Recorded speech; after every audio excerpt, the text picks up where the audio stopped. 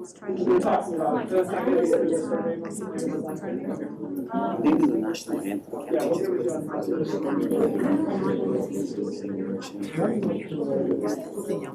I guess everybody else is facing. I can't. No, for the national anthem. For the pledge. I'm like you, it shows up on some, I don't know what the difference is in what goes where. And I'm never sure what anybody's looking at. I will. We should put the flag over there so that there's. And everybody. Behind Sarah. Are y'all ready? Yeah, we're ready to. Let's get going, folks. Good evening, everyone. I'd like to go ahead and call the school board meeting for Osceola County School District for April 20th, 2021 at 5:30 to order. If you would, please join me in silencing your cell phones, Robert. I'm having a problem. If somebody can help me, my phone is on silent and it still rings. I don't understand. So I've got it on airplane, so we're good. I'd like to welcome everybody to tonight's meeting. We're very glad you're here. We begin each meeting with an invocation, which will be led by Pastor Todd Prater from Canoe Creek Christian Church. Are you here? There you go. Okay. If you want to make your way up to the podium there, that'll be followed by the Pledge of Allegiance led by Mary Ann Rodriguez, Director of Early Childhood Education, followed by the National Anthem, which will be on the TVs, performed by the Tupatalaga Band under the direction of Mr. Scott Abbott. Our mission statement will be read by Michelle Jarrett, Library Media Supervisor, and our translation services by Dr. Belinda Reyes, our Executive Director for Multiculture. So if everyone would join me in rising for the invocation, please. Let's pray. Father God, I just thank you for this day. God, the right way again. God, I thank you for the men and women in this room, men and women who represent our children all over this county. God, the year has not been one that was easy to navigate. God, but these men and women have done such a fantastic job, and I thank you for them. God, I pray for this meeting. God, that you would just lead them the way that you would have the school work and what is best for these children. In all that we pray. Amen. Thank you, Pastor.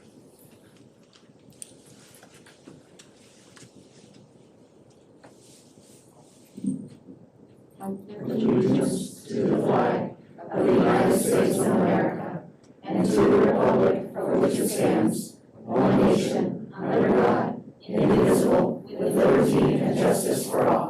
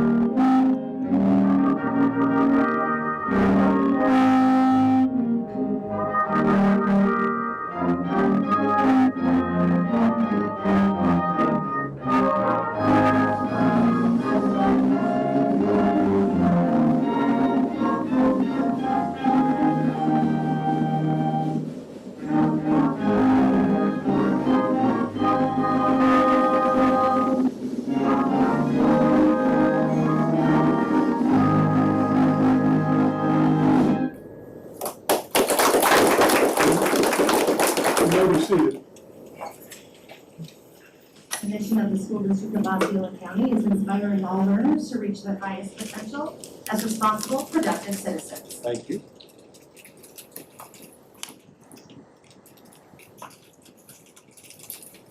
Good afternoon, everyone. My name is Sandy Reyes, and I'm here to provide services. Buenas tardes a todos. Mi nombre es Melina Pérez y soy Reyes.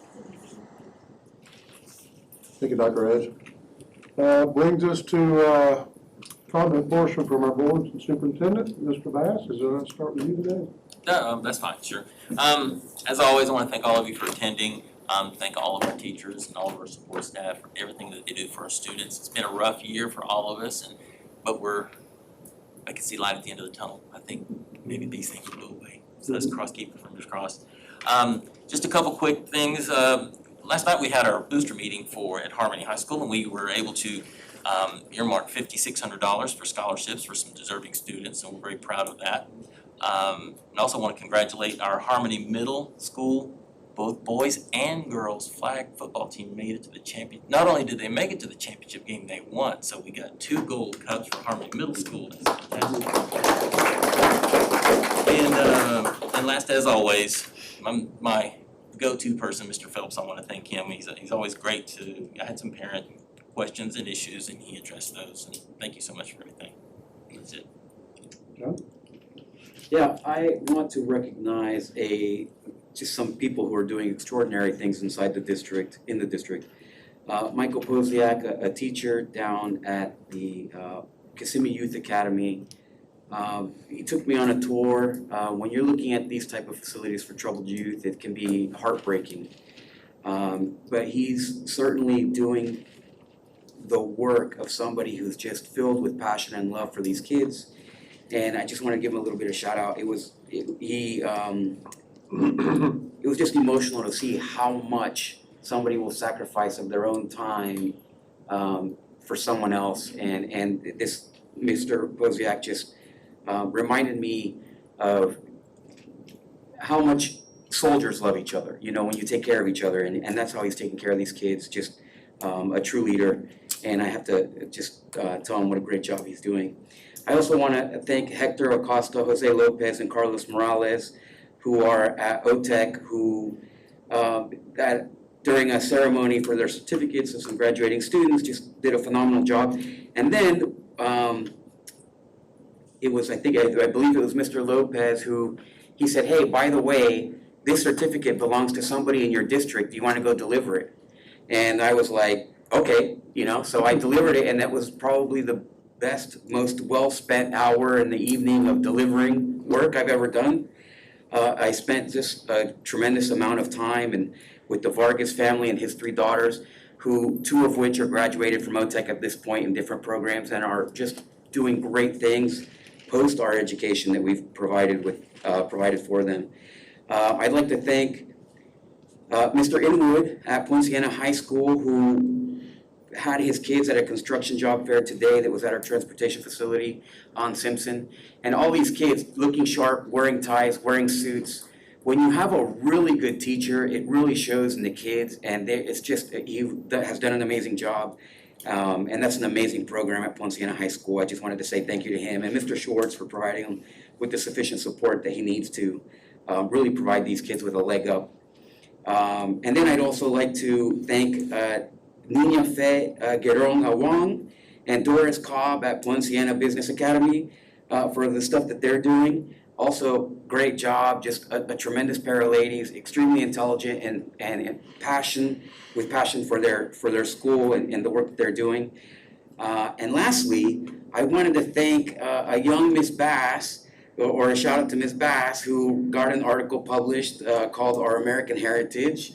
You may know her, I don't know. But anyways, I read the article. It was a fantastic job. She's a great writer. Thank you. I wish I knew who her parents were. Me too. But the only thing I would disagree with the young writer was that she said that we were one of the best countries in the world, and I'll die believing that we are the best country in the world. So, yeah. Other than that, it's been a great month. Serving the school district, and I look forward to meeting more great people. Thank you. Thank you. So, did you guys know I was in a play in your district, Mr. Bass?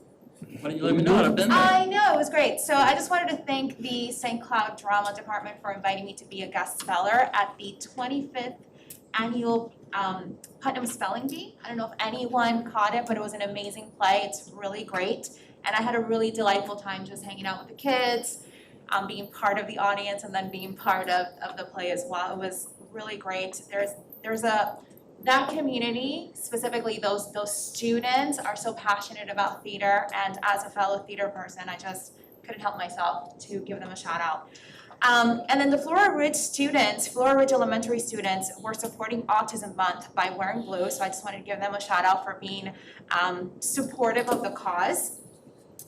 And a few weeks ago, I wanted to kind of bring to the board's attention that I went to a redistricting meeting over at Westside K-8, and that meeting was held by our staff, so thank you very much for making that happen. It included Westside K-8 parents as well as Celebration K-8 parents, and I just wanted to give everyone involved in that meeting a sincere thank you, and I was just in awe of the work that was happening there. Our district staff facilitated a conversation that was exceptionally productive. Parents were able to voice their opinions in a respectful, productive way, and they kind of collaborated in making sure that these kids who are going to be redistricted to a brand new school have the best opportunity possible to get an education. So I just wanted to give everyone involved a shout out, the parents, the teachers, our staff, for making it happen. There was even parents who didn't understand any English, but they hired an interpreter, so they were there listening to everything that was going on because they wanted to be involved. And I thought that that was just such a great example of who we should be as a district. We are collaborative, and the only thing that we should be working for is our students. And finally, board, in front of you, I have some literature that I wanted to share with you. Nothing more than just information. I had a really good conversation with Carolina Weismer from Unidos USA, and we spoke about this initiative that is, and some of you might have heard of it, which is the Native Language Assessment for English, for emerging English learners. I'm sharing this with you because this is a conversation that is happening with many districts as well as statewide. And as a district with that is highly populated with ELL students, I thought that it might be something that we should all start to think about, right? This would be allowing students to take their assessments in their native language, which in my opinion, and based on the information that I got from Carolina, will greatly decrease the achievement gap, which I know is something that everyone on this board is interested in doing. So I wanted to share that with you. You guys can go ahead and look at that at your leisure, but this is a conversation that I'm sure will be happening throughout next year as well, so I wanted to give you a heads up. So that's all I have. Thank you. Mr. Melendez? Thank you, Mr. Chair. Since the last meeting, I was able to attend a few events, and there's a couple of them that I really want to highlight. One of them was, I got an invitation by the Criminal Justice Academy to be able to look at Pepper Spray Day. And these kids were nervous, man, because it's like in the military, we have the gas day. You know, we actually have to wear your gas mask and get, inundated with CS gas and prove that the mask works.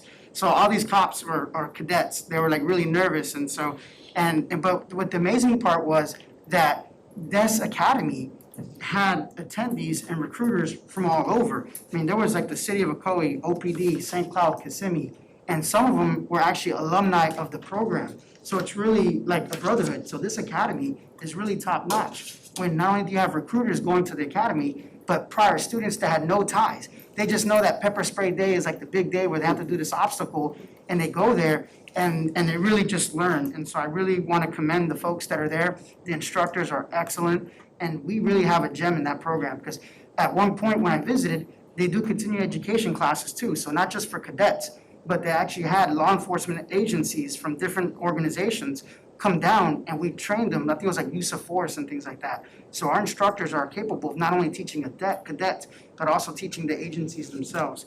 And then the other event that I went to was at Toho High School. We had the rapid credentialing program. That was really impactful, because these were adults that we were funded through the stimulus dollars through a partnership with the county commission. And what it was, and I remember one of the students speaking, he was originally from Morocco, and he was saying that he had a bachelor's degree in hospitality management or something to that effect. And so he lost his job due to COVID, but he saw construction happening everywhere. He wanted to be able to get a new life for his family rather than just living off unemployment. And so that rapid credentialing program allowed him to go there. And from my understanding, they got to partner with ALCO, because there's a lot of, you talk about ELLs, half the students were non-native speakers, so they had to learn the language too. So they got the dual enroll, so they went to ALCO, learned English, and also went to TICO or OTEC, and got the certification. So now they're ready to go back into the workforce, and so I'm really excited about sharing that. And we spoke about it during a workshop prior to this, that we're gonna extend it for, I don't know how long, but I think that's a program that we should definitely do until the economy recovers. Dr. Pace? Just a couple of quick things. I actually had the opportunity to speak with Mrs. Combs, the principal at our ALCO facility, who also supervises our DJJ program. They have graduated 6 high school graduates in the last 5 weeks. You know, since Mrs. Combs took over that program, we really renewed the focus on getting those students not just some learning while they're there in our program, but moving them toward their high school diploma, and she's been incredibly successful in helping students to do that, she and the staff there at ALCO and DJJ. It's a very caring facility, takes a lot of love, a lot of patience, but more importantly, this focus on helping these young people turn their lives around so that when they leave that program, they're able to go back to their families with some skills in their back pocket to help really turn the corner for them. So super proud of the work that's happening there. And then just as a reminder, as we start to begin to celebrate some of the amazing things for the class of 2021 this spring as the school year starts to kind of wind to a close, tomorrow night is the annual Osceola Education Foundation Scholarship Award Ceremony. It will be virtual, but super, super proud again of that wonderful partnership that the school district has with the Education Foundation and with a tremendous outpouring of community support, business leaders who sponsor those scholarships. My own mentee at Gateway High School is a 12th grader. I've been working with her since she started at Gateway High School, and she will be earning her Take Stock in Children scholarship tomorrow night as well before she heads off to Florida International University in the fall. So super, super proud of that and just great to celebrate that wonderful partnership. Thank you. Thank you very much. That'll bring us to our presentations. Excuse me.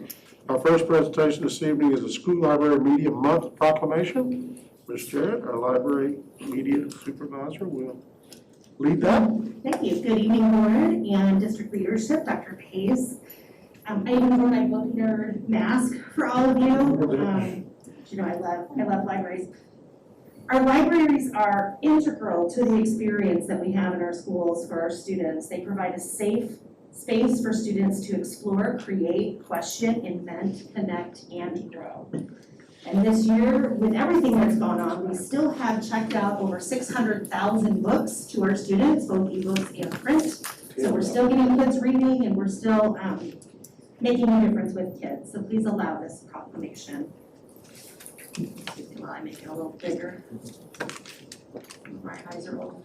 Whereas school library programs are an important asset in the education of the youth of the district, and whereas school library media programs significantly contribute to student achievement by providing instructional support, resources, and services. And whereas school library centers provide access to information in a variety of formats within the school, as well as to digital resources outside the school. And whereas learning to become effective users of information and ideas is essential to Florida's youth prepare for a future filled with challenges and change. And whereas promoting competencies in using new and emerging technologies is an integral part of the school library media programs. And whereas school library media programs promote literacy and the enjoyment of reading. And whereas library media specialists are instructional partners and consultants in the teaching and learning process. Now therefore, the School Board of Osceola County, Florida hereby proclaims the month of April 2021 as School Library Media Month. So moved. Second. Have a motion by Ms. Castillo with a second by Mr. Melendez to approve proclamation proclaiming Library Media Month. Board, any other questions? Hearing none, all those in favor of the motion signify by saying aye. Aye. Opposed, like sign. Motion carries 5-0. Congratulations, great job. Thank you.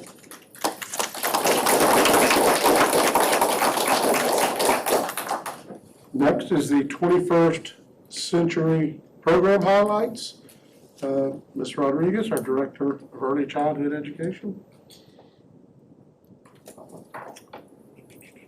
It is my pleasure to talk about 21st Century, which is a program that helps our students. It's a federal program, it's part of the ESSA Act.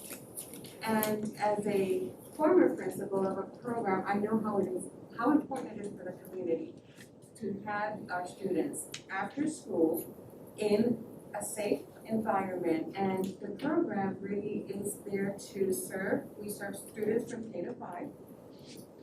It is not a after-school care program. It is a remediate program. We remediate the students. We choose the students based on their standardized tests, if they're level 1 and level 2, if they're an MTSS, if we have concerns because we consider them at risk.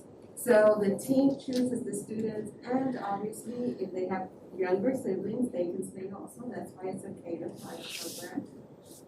So it's very important. We have, it's a grant, and the state opens it in the spring. Unfortunately, this year they are not opening the grant because they're restructuring.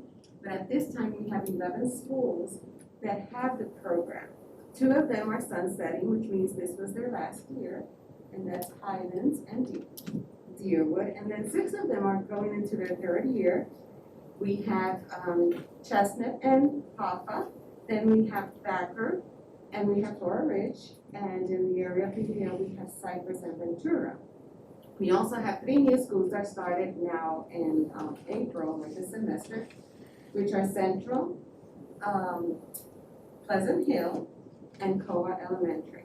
So we are growing and we are serving our students, and it trickles down to every school, and we have a PowerPoint here for Thacker, which we have Ms. Freeman and Ms. Ramirez. They're the site coordinators, and these programs are successful because we have site coordinators that are dedicated to the program, and our principals support the program.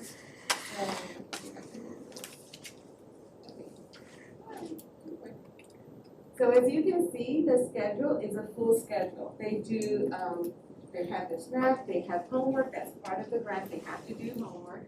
They have project-based learning, and they have to cover science, math, social, emotional, so it's very academic, and also personal fitness. So there's some sports involved there, and there you have an example. Every school is more or less the same, but they tweak it to the needs of their students. Some of the benefits, of course, increase the test scores, and one of the biggest things that the grant has is the family engagement. They have to have parent workshops. And you'll see in a little while some of them. The students love the program. Here you have some of the students' testimonial about their program, how it makes them happy.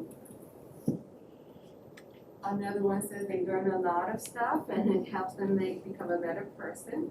Our teachers also have good things to say about the program because they see how students grow, how they improve, not only in their grades, but in their test scores and the NWA, which is what we have this year.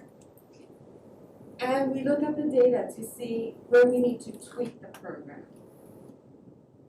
These are some of the adult family member events that we have to have per the grant.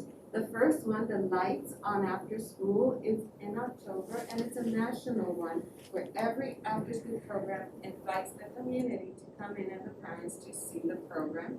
Obviously, this year is virtual. Then you have another program that they had about further education support. They've covered budget, financial literacy, they've covered social emotional, mental health. They've also worked with the University of Florida and the 4-H on nutrition. So it's a program that encompasses everything, the student, the parents, and here we have a quote from Martin Luther King that you can read it.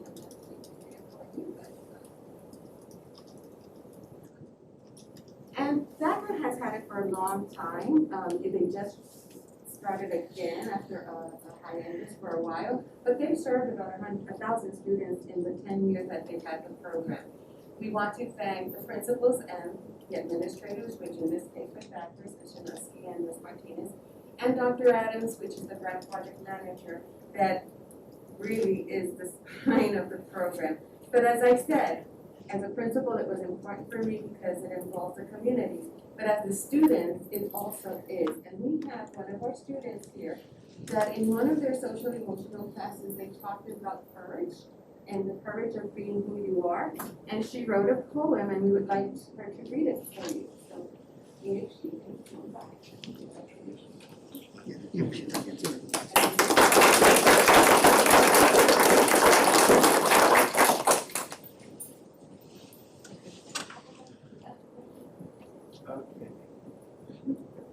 Hello, my name is Superintendent, and I'm going to be giving a poem about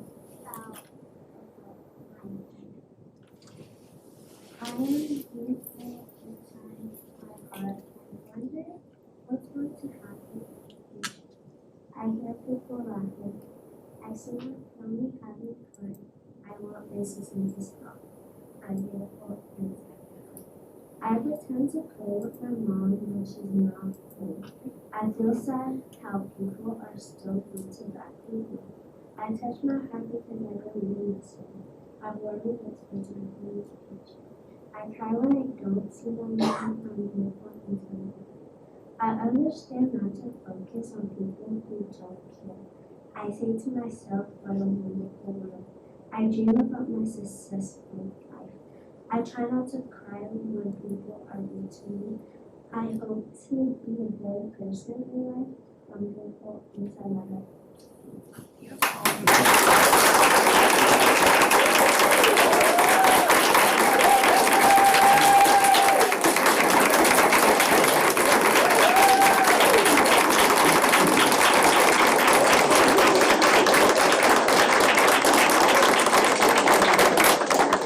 Board members, I think that, yeah, they We're all would. gonna go. Yes, of course. Do you want me to do that?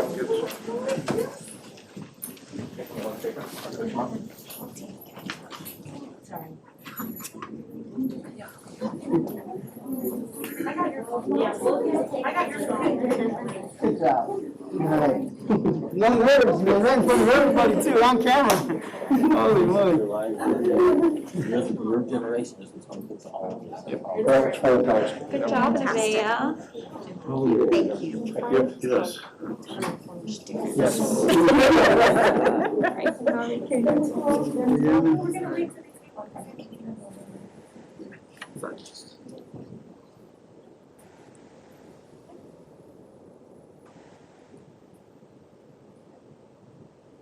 I'm smiling. Congratulations again. Thank you. Thank you so much.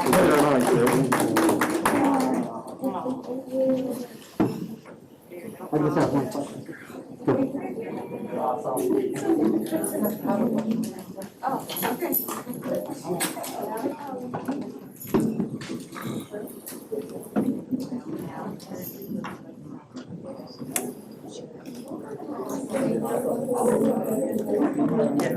Mr. Chairman.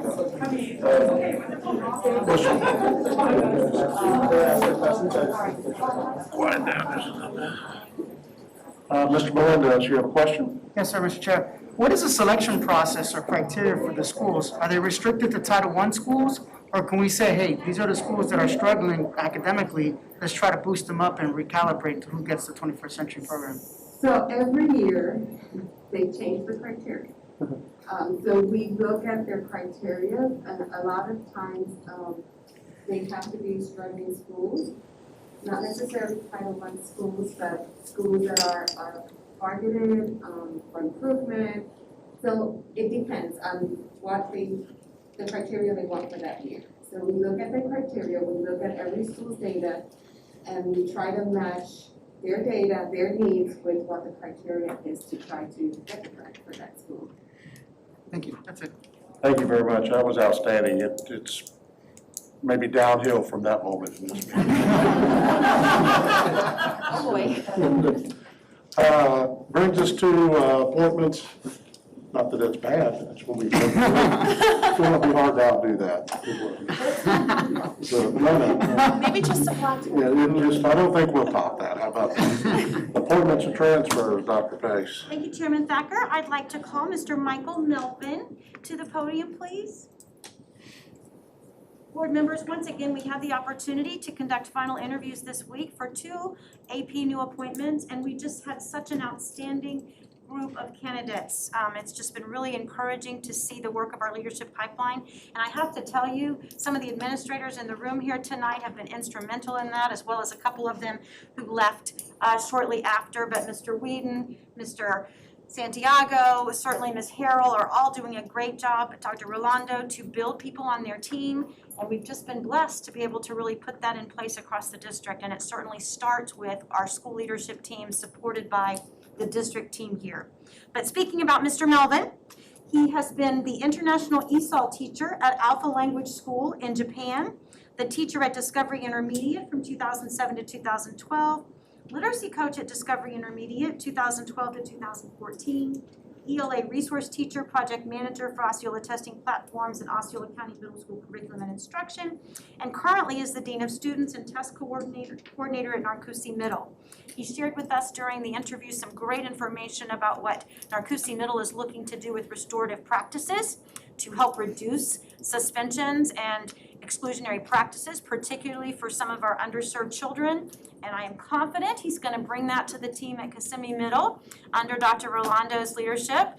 And it really works out well because Dr. Rolando and Ms. Mabra are both experts in math, and Mr. Melvin has that strong ELA literacy background. He received his bachelor's degree in English from the University of Central Florida, a master's degree in educational leadership from the American College of Education, and I'm pleased to recommend him for your consideration to be a new assistant principal at Kissimmee Middle School. So moved. Second. We have a motion by Ms. Castillo with a second by Mr. Bass to approve Mr. Melvin for assistant principal, Kissimmee Middle School Board. Any further questions? Hearing none, all those in favor of the motion signify by saying aye. Aye. Opposed, like sign. Motion carries 5-0. Congratulations. If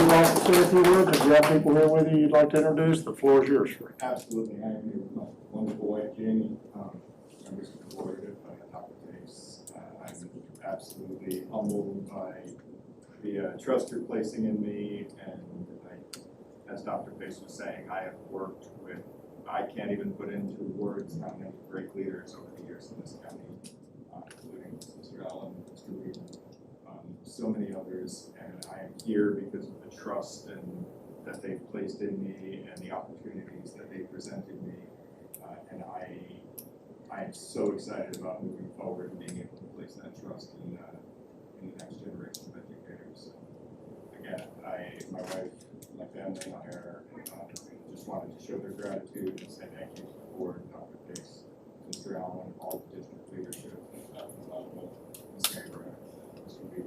Thank you all very much. I'm Congratulations. Best of luck to you. Thank you.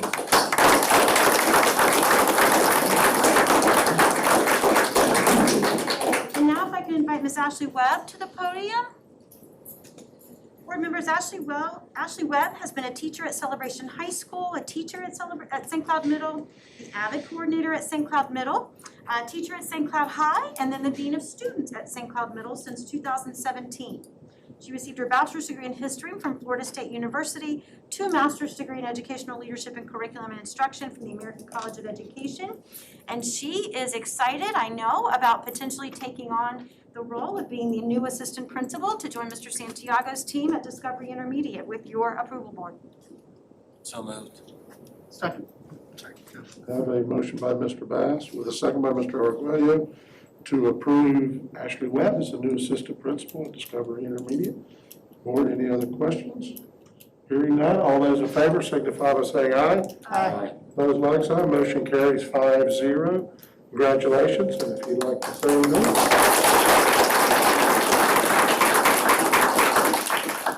Thank you so much for the opportunity, members of the board, Dr. Pace, Mr. Allen. I really appreciate it. I am super excited to work with an incredible team in Discovery. I have been blessed to have some amazing administrators that they have seen things in me that I didn't originally see in myself, and I'm excited to bring that to Discovery Intermediate. I thank you again. Thank you. Thank you.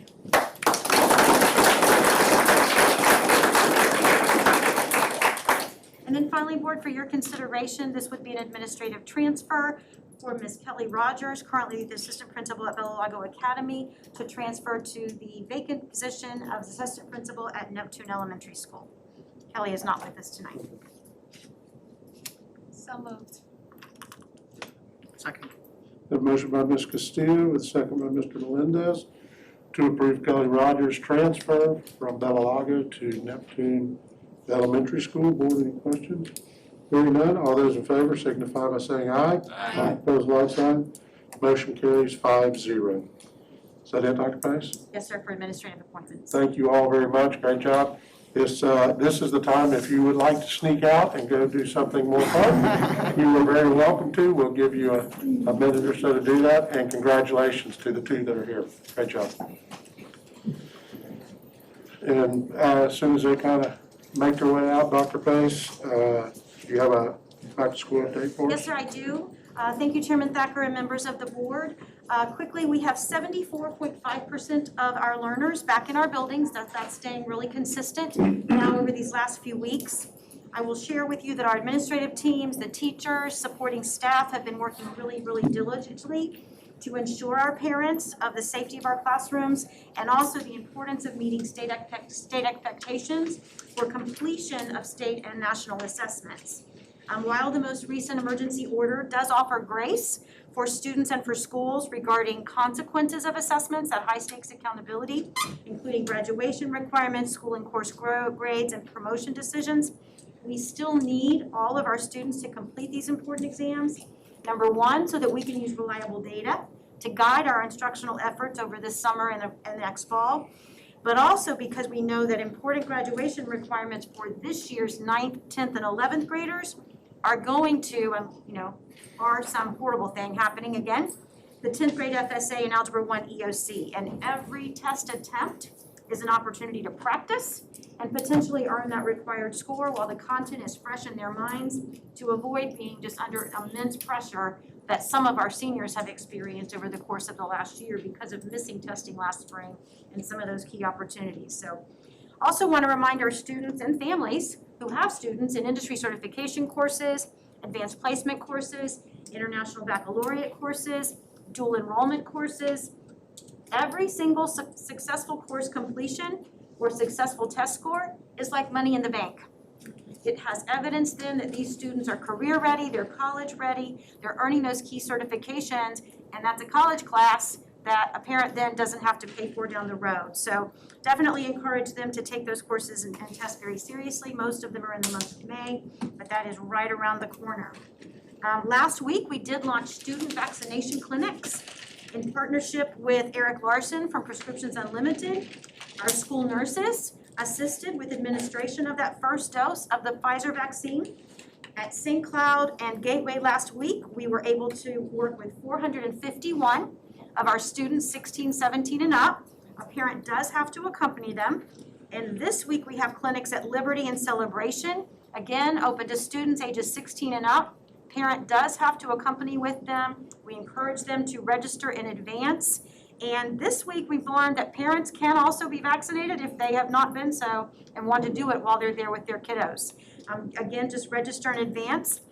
Celebration High School principal told me today that their 500 slots are taken. So I hope that there's going to be that same level of interest at Liberty and we can really start kind of getting this moving. I want to send a special thank you out to Lauren Haddix, our Director of Risk Benefits, and Tom, our security team, as well as with our nurses who volunteered to help with this. It takes a lot of coordination, but absolutely worth it, and we certainly appreciate Mr. Larson and his team. They are already scheduled to return to the same locations in 3 weeks for that second critical dose of that vaccine. I also wanted to just share with you an update about enrollment. There's been a lot of talk this legislative session about lost students, missing students, ghost students. So Jim Hamilton with Rutledge Yesenia did some analysis this week about districts in terms of where their enrollment would be if you took away what was projected for growth. So yes, we are still under what was our projected growth back in October, and we're very appreciative to the governor and the commissioner for the emergency orders that granted us that funding protection. But in the end, we are only missing 69 FTE in terms of so I want to thank our student services team, our school administrators, the support teams there who found those kids and brought them back into our building.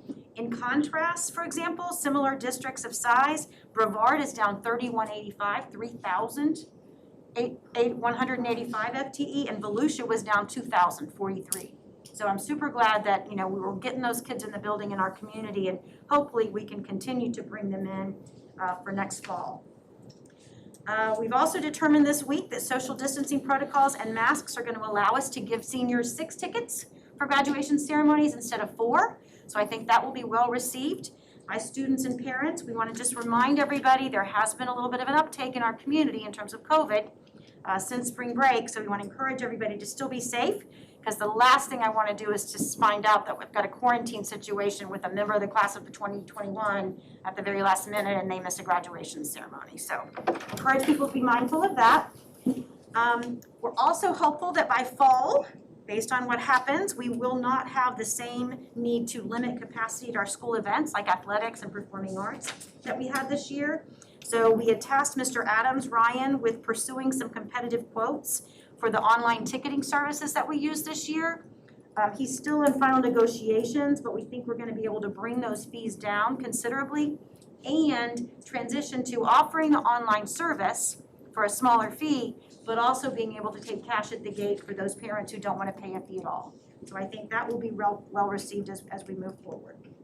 And then finally, I would like to seek the board's input and some direction about whether or not we should reconvene our back to school task force.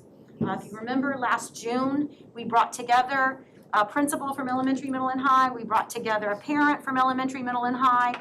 We brought together OCEA leadership, Teamsters leadership, 2 infectious disease specialists from Nemours Children's Hospital, and then involved our Department of Health to kind of help look at our local situation and provide some guidance that ultimately becomes a board decision about those key decision points.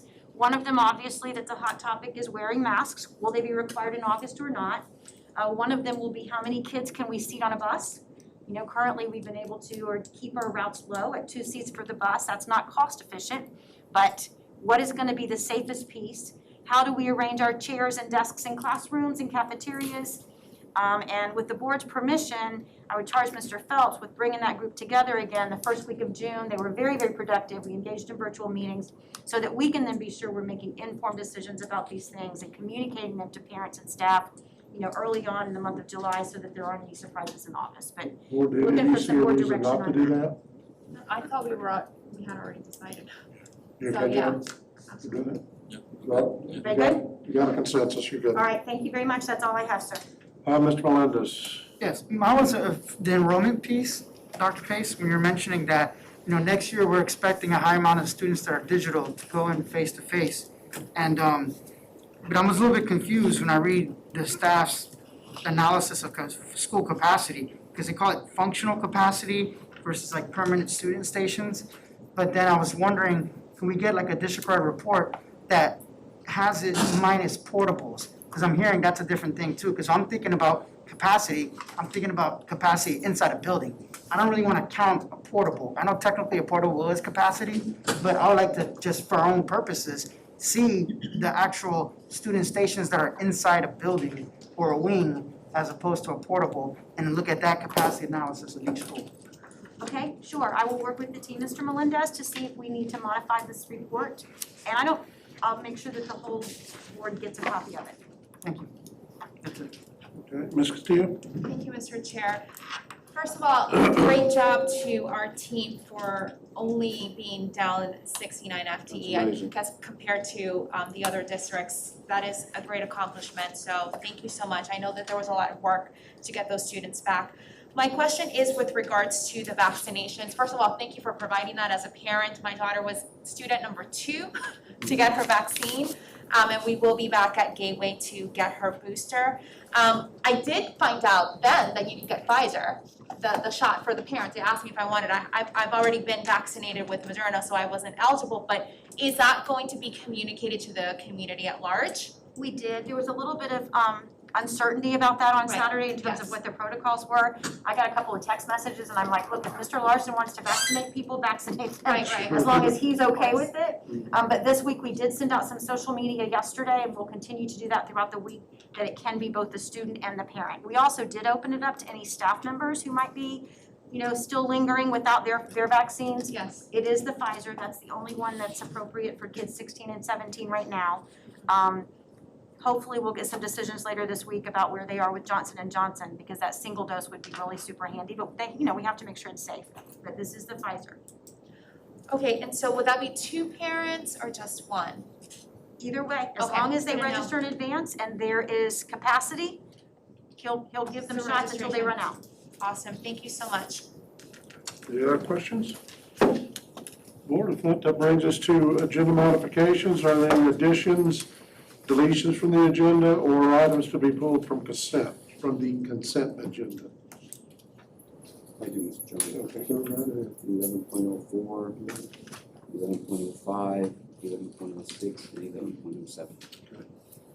11.07. And then. You're pulling those, right? From I'm sorry. consent. Okay. And 12 and 18 are singles, so I don't. But they're on No, 12 consent, is but they're on consent. If you Yes. don't pull I'll them, pull them from consent. okay, 12, it's 12.01, I'm sorry, what was the other one? 12.01, also 17.03, and 8. 17 is out, was it 13 too, or just 12? 12. Okay, so 17 is on regular, so that's, we just pull that when we get there. Oh, I got you. You good? Yep. Dr. Pace? I believe Mr. Kreppenbacher wanted to pull item 17.03 and table that until further review. 17.03. We're pulling from the agenda, it's on the regular agenda, so it would be removed. That's totally removing it off this agenda. Correct. Okay. And then also, we are able to postpone the executive session that was scheduled for later this evening. We'll move that to May 4th.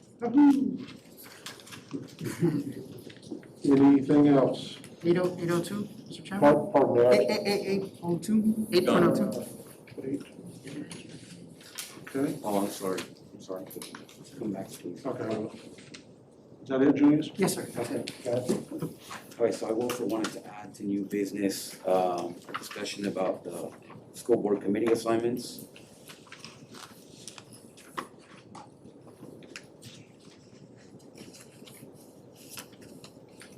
As well as a new task force in the likeness of the one that is here wrapping up for the SROs. You want that in new business too? Yes, please. Do I need to add that to new business, or I was just gonna mention an update? That's So if it's gonna be new business, we should put it, it should be there. If you just want to include in your board comments. No, you don't have no, to. we'll add it officially then, so my SRO task force update. Thank you, Chair.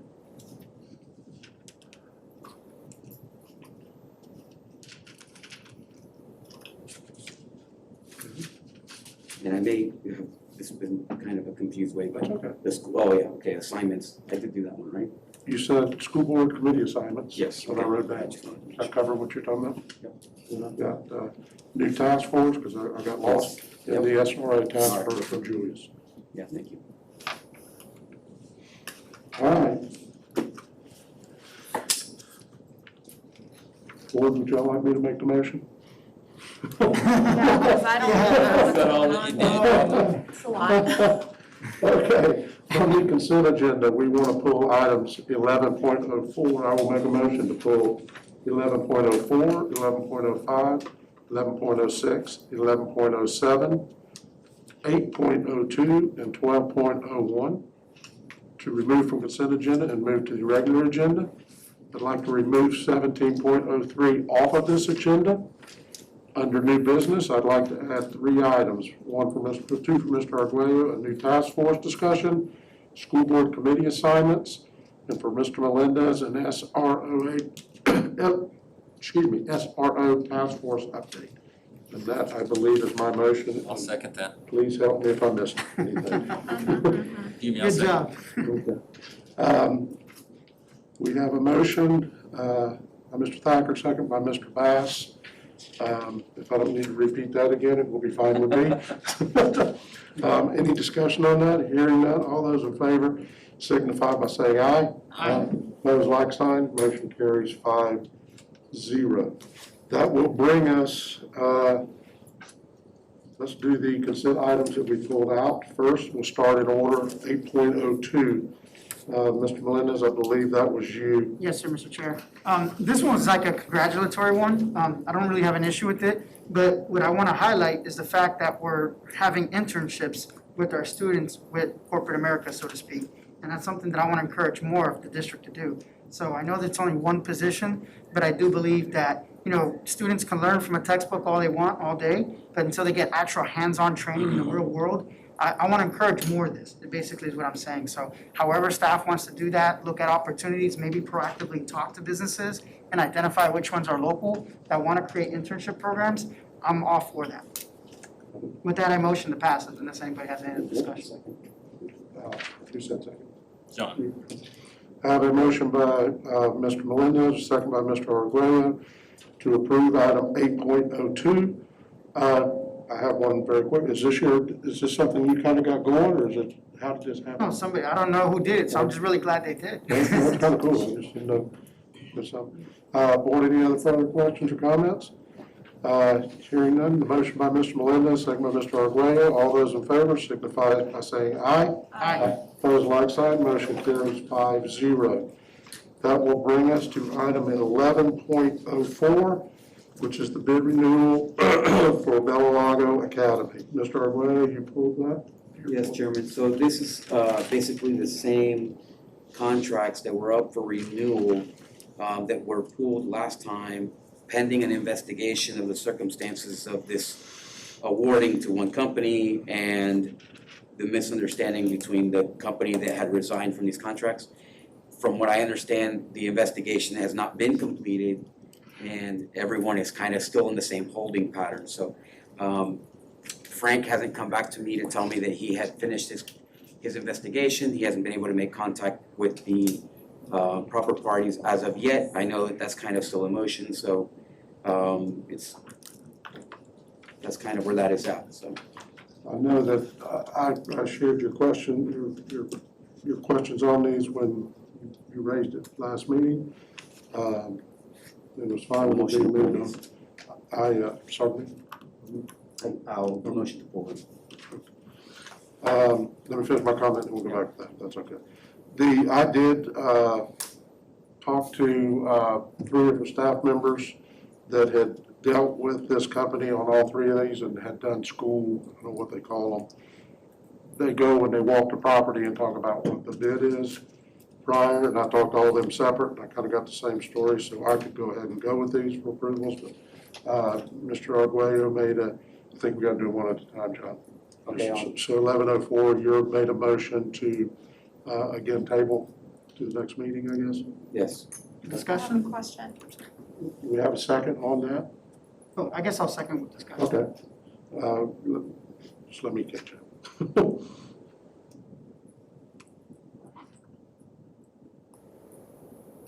Ms. Castillo, I think you had the first question.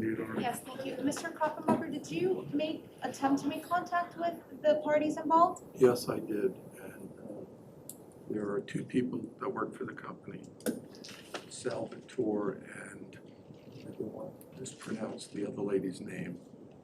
It was apparent to me that Salvatore has not gotten back with me. He may be out of the country from what I understand. But it was also apparent to me that the lady was quite afraid to talk with me and wanted to talk to Salvatore first. Okay. So that's where Is there any indication when Mr. Salvatore will be returned from his trip? I think based upon a call this afternoon, I anticipate I will hear from him this week. Thank you. Sorry, Mr. Melendez. No, that was actually my actual question. And so, this has been fluid. 1 minute I think it's resolved, and then something else has popped up, et cetera. And so, just watch it. Yeah, my only concern would be at least to give it a deadline for contact, because Ms. Castillo has a great point that, hey, where is the person in discussion? So, but we can't hold it in abeyance forever. At some point, we got to say, hey, if they don't make contact or respond by a certain date, then we'll just go ahead and move forward. I would ask one thing in the future, if the board asks me to do an investigation, the staff understand not to do anything till they coordinate with me, because the best of intentions can cause things. And people were trying to get answers from me rapidly, whereas I think it spooked people, sort of thing. And so I think we're safer for everybody that way involved. And that's something Dr. Pace and I will work together on. And I just want to disclose too that my apologies, my apologies. Yeah, so I definitely understand those concerns. I did reach out to the owner of this company, and I spoke to both of those people. When I spoke to them today, actually when I spoke to them last time, they had already been contacted by school officials, and the conversation was not a friendly one. It was, according to their perception, accusatory, like, why did you tell these people this? So it basically made them all afraid to speak about the issue. So fortunately, I spoke to the owner and was in conversations with them. I think that it's certainly worthy of a discussion. From what I understand, there were no complaints about contract B and C. There was only a problem with contract A. And then that company was told that they had to resign from all three, as opposed to just one of the problematic contracts, which left them without any of the above. So it's quite obvious that there's not enough information at this time to really provide these contracts with their due diligence. John, just help me, you talked about A, B, and C, are those, Yeah, when are they in? As an example, Okay, that's correct. okay, I was trying to find what that meant. Okay. Mr. Bass? Yeah, I would just want to kind of echo, just let everyone know that I met with Cheryl in purchasing, and I spoke with two of the other people who were in the bid process and walked the grounds with them. So I just want to because I just wanted John to know that I did follow back up after his concern last meeting. Mr. Bud, or something? I can tell. No, I'll leave it. Okay. Ms. Castillo? I'm in favor of pulling the contracts from the consent agenda as long as we have a clear date by when this should be resolved. I don't know how we can. My recommendation is Yes. it's dealt with at the next board meeting. If they don't get back with me, you lack based upon the information I can report to you. If they do get back to me, you'll have all the information. Thank you. Okay.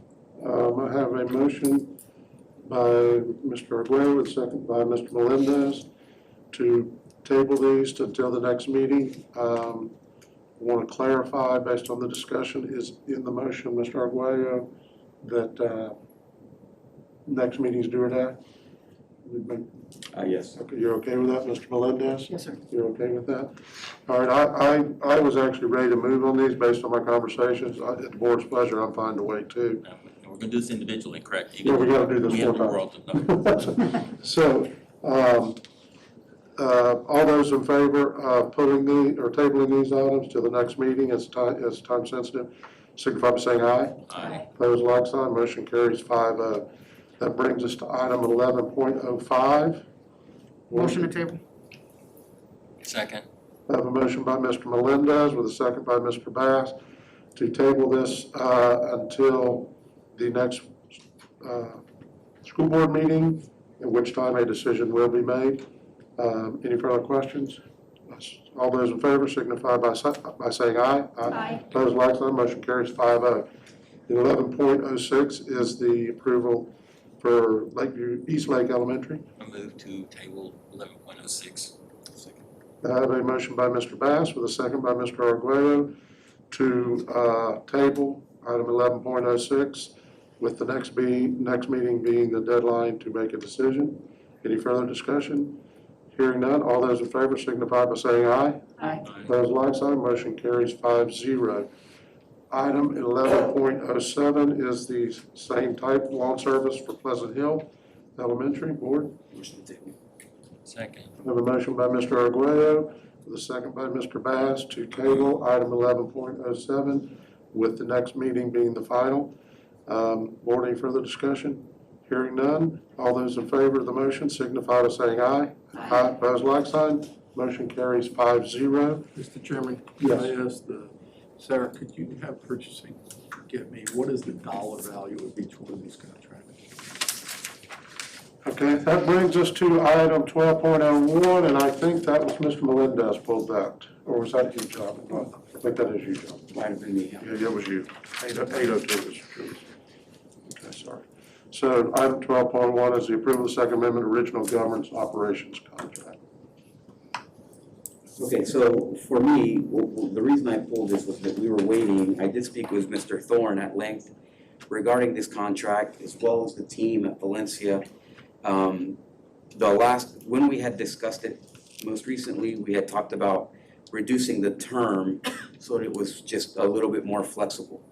My concern with this 5-year term is that we are spending $1 million for a database, which to me, the argument really wasn't made that it was something that we needed. It seemed like the other entities that are involved here benefit far more than we do. And it also didn't seem like it was information that helped us do a better job at the expense of $1 million. Worse was that I was also, at a school today, and they're talking to me about not having sufficient equipment or eye protection or so on and so forth. So I just want to be very careful in this, expenditure of $1 million. It just didn't seem like it was something that was necessary, and it certainly didn't seem like we may be great partners at giving $1 million to the other organizations involved here, but we may not be getting the return, I think, that it was intended to. Mr. Chairman, if I may add to that? Yes, I'm sorry, Yes, sir. I got confused on how this thing totaled. Yeah, because I also had the similar concern when I met with staff. Yeah, I had the same concerns when I met with staff.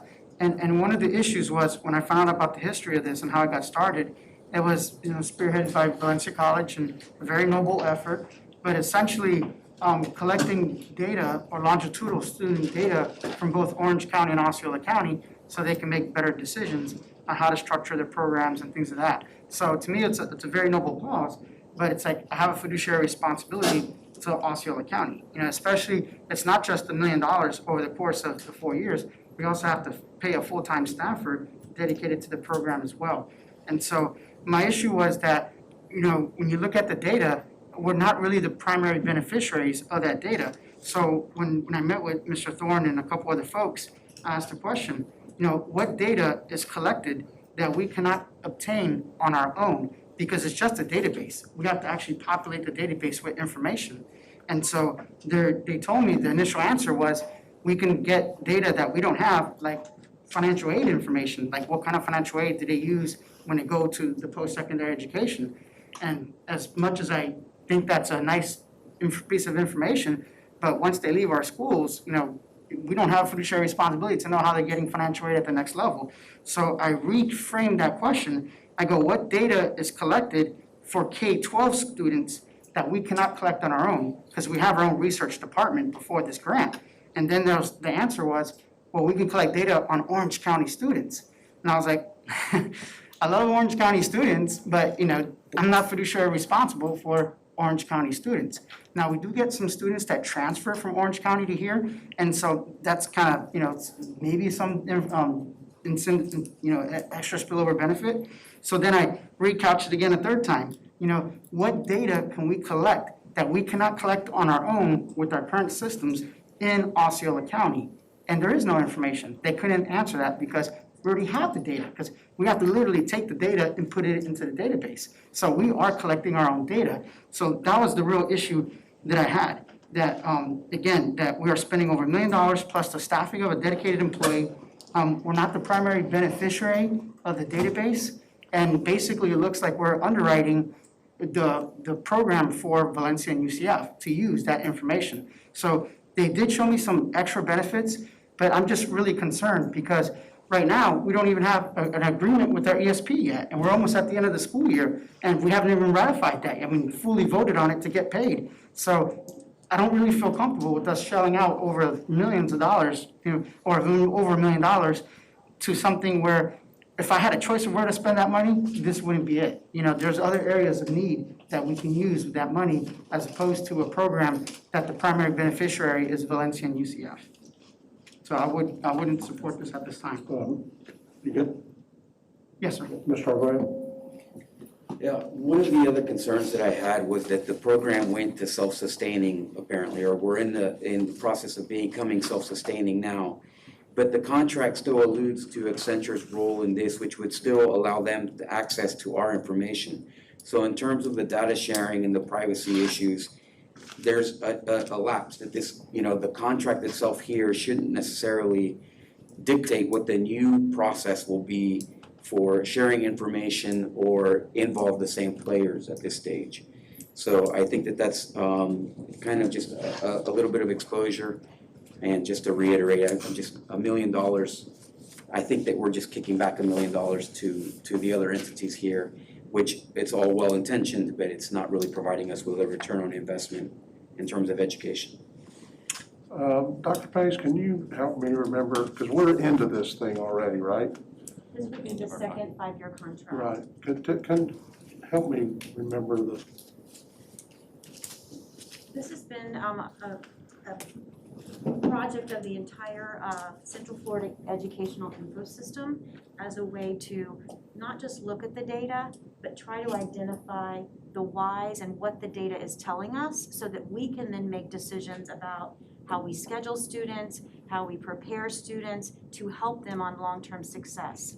So for example, in 2016, the year I got here as superintendent, we had 11 students graduate with their AA degrees at the same time that they graduated with their high schools. We've been using some of this data to say, hey, dual enrollment is a real predictor of success at both Valencia and UCF once they graduate from us. And we've increased that number to, I think we're up to 114 AA degrees with the class of 2020 at the same time as they graduated from with their high school diploma. College and career acceleration is a place where when we look at our district grade, while we increased from a C to a B, and we've continued to show steady increases, that's a trigger point where we are significantly lower than other similar sized districts. For example, in 2017-18, that number was 49%, yet for example, in Orange, it was 61%. And if we want to get to that A, which is not just about the A, but it's what the outcomes are for kids that improve as a result of that, this is an area where we know that we think we have room to improve, and what are the triggers that help to determine we need to get kids into AP classes or IB classes or industry certification classes and help them to be successful. Our projected acceleration for 19-20, because it's always a year data, is up to 54%. So we are making steady progress, and we've been using work from this project to help inform our work in conversation and collaboration and being a thought partner with Orange County Public Schools, Valencia, and the University of Central Florida. Totally respect the will of the board. If this is not something that you all believe has value in moving forward, like I said, we totally will support that. I'm just explaining to you what we have seen as the value of the partnership. Thank you, that's what. Ms. Melendez? Yeah, one way I would like to see that money redirected where it's more correlated to our students was Mr. Bass had mentioned before, and I've always been a proponent of the dual enrollment program. But one of the issues with the dual enrollment program was the transportation. You know, not every student can get there. And so that's something that I discussed when Valencia came here to speak with us, was can they schedule their courses at a time where we can do the block scheduling at the high schools? And, you know, either, because most college courses are like on the same timeline. They're like start at 9 o'clock in the morning or 11 or things like that. So if we can kind of coordinate with us, and maybe we can have like some kind of transportation shuttle, you know, because I know that we have transportation contracts for like field trips and things like that. I'd rather see that money dedicated to that so we could transport our students to Valencia to actually get them there and back, you know, and that way they can actually get the courses they need and they can get the dual enrollment credit. We can increase our academic scores, because I know our scores are based on the number of students that do participate in like dual enrollment, and that way, at the same token, you get more students participating at the school, and that way we have a direct benefit. And I just think that that's a better use of the money than just collecting the data, when we can actually help the students go to Valencia and get that dual enrollment credit. Ms. Castillo? Mr. Chair, I'm ready to deliberate on this issue. I call the question. And I'm gonna make a motion to approve item 12.01.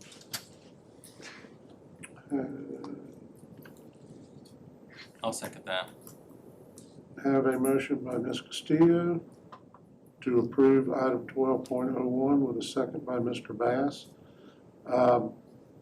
We have some further discussion, I know still, with the people have already asked. Mr. Arguello? Yeah, Dr. Pace, you mentioned that there were some schools using this information. So can you say that this particular program, in fact, over its 5-year life, has brought a school up from one grade to another? Like, has a school gone from a B to an A as a result of this program? Not only because of this project, sir. There's a Can you multitude of guarantee- factors that go into that. And can you guarantee me that because of this program, that we will go from, any school will go from a B to an A or a C to a B or any such increase?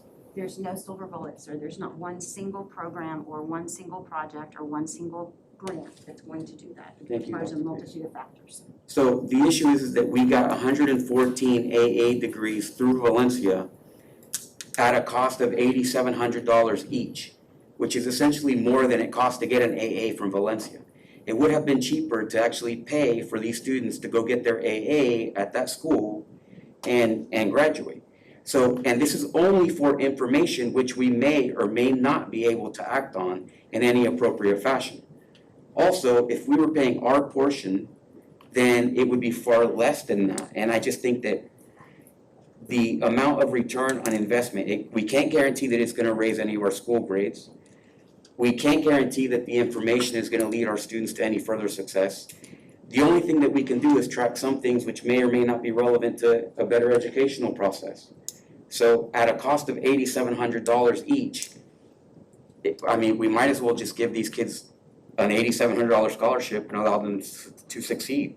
But right now, we should be getting that information from Valencia and from UCF for free.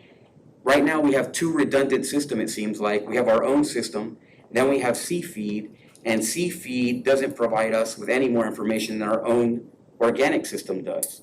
So it just seems like it's a waste. I mean, if we're gonna kick in $1 million to these other institutions, which I love Valencia, I went to Valencia, it's a tremendous institution. But in the end, as Mr. Melendez said, we have a fiduciary responsibility to our students.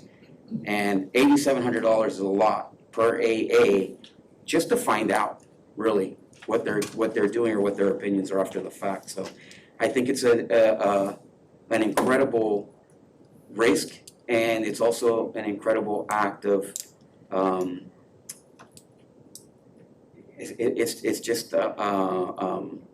it's irresponsible to spend this kind of money when it doesn't directly relate to our kids getting a better education. Thank you. Mr. Bass? Yeah, this is a tough one. I mean, I'll be honest, and we hear about return on investment. My whole goal for even running was I wanted to be part of something great, and I've watched our school district make advances, and we're close to crossing that threshold to be an A district, and that should be our goal. That should be our board's ultimate goal, is for us to be an A district, because the return on investment on that is immeasurable. The internal, we have better teachers. And I say better teachers, it helps with recruitment, it helps with recruitment for principals, administration. The external, Orange County is running out of land, in developable land. Osceola is a new frontier, and we see that everywhere we see. There's new houses coming up out of the ground. What follows residential growth is commercial growth. What follows commercial growth is jobs, higher tax base, which then circles right back around to the district. So I'm trying to look at this at a much higher altitude, and I even printed up there our district grades, because we're at a 639 is our cumulative score. We're 675 is the threshold we need to cross over. And the area, and I'm going to give everyone a copy of this, and it's college and career acceleration, mathematics achievements, and mathematics learning. Those are the three areas that we're falling short. We're keeping pace with everything else. So I'm willing to use anything. I want to throw the kitchen sink at this if we can get get our scores up, because the return on investment is gonna be much greater. Mr. Melendez? Yeah, and a way to get that score up is transporting the students to get dual enrolled. Oh, Because and I if they wanted get- to, Because if they get dual enrolled, it actually increases our score, because that's part of the mathematical formula on how our grade is calculated. The number of students that take dual enrollment courses and pass them is a way that you increase the score. And not only that, but you also have the double benefit of reducing student loan debt, because the more school that students get while in high school, they don't have to pay for it. So when they go to college, now there's less classes they have to take, which reduces student loan burden at the same time. So I think that's a more efficient manner of getting there. You get faster. It's like going from A to B rather than going to A, C, D, B, and getting to B. I want to go straight to B right away. And then the other thing too is, are we locked in for this 4 years? Is there any out clauses? So like maybe in the future, we evaluate the ability for us to do better. Can we stop at year 2, or we're on the hook all the way to year 4 or year 5 without being able to terminate from this contract if we're not seeing that it's not generating the results that we desire? Mr. Kroffenbacher, you know if we have a termination clause? What has been submitted for review was an amendment to the original agreement. It is my position that a future board has the ability to say, we don't have the funding for the particular program. But I think that I can go back and double check, and if it's not, we can send this back and say it's been approved, but the board reserves the right to terminate in any year. you know, and Julius, I did bring that up in the meeting. That was very, very specific, because I wanna make sure that we increase our dual enrollment, because you're absolutely right. That is one of the major plugins that will increase that score. And we even discussed about accumulate, making grades that are, like you said, I'm sorry, not grade, but have classes that where more kids can attend, put them all on one bus, Right. So, And so that's why I'd rather use the money to do that, and I can almost guarantee better grades, because if they take the dual enrollment, they're gonna increase our grades. So it's a direct correlation and a higher return on investment for the use of that money, and that's what I'm about. If I'm on the school board, I wanna have the greatest impact and the fastest impact in the most efficient manner. Mr. Ogwin? Thank you, Mr. Chairman. Mr. Thorne, 2 questions for you, and then I have just a couple more questions. Can we live without this program? Can we live without this program? I would say that we've made a commitment to work with these other institutions in this ecosystem, so I would say we cannot live without it. But that's a contractual question. So my question to you is, as a district, educationally, can we live without this program? I would say that there's data that we're getting from this program that we cannot get without this partnership. Okay, so that. You would have to decide if that is worth it or not. Thank you. So that statement directly contradicts what our superintendent says, in that we cannot isolate specifically how this program is affecting our school grades. Mr. Bass, out of curiosity, sir, when you were reading through this contract, or when you met with them, what part in particular about this program made you feel like it was actually going to provide a return on investment or increase our school grades? And again, like I said earlier, I'm looking at this at a much higher altitude, because our college and career acceleration is woefully short compared, and we're like 12 points short on our closest competitor.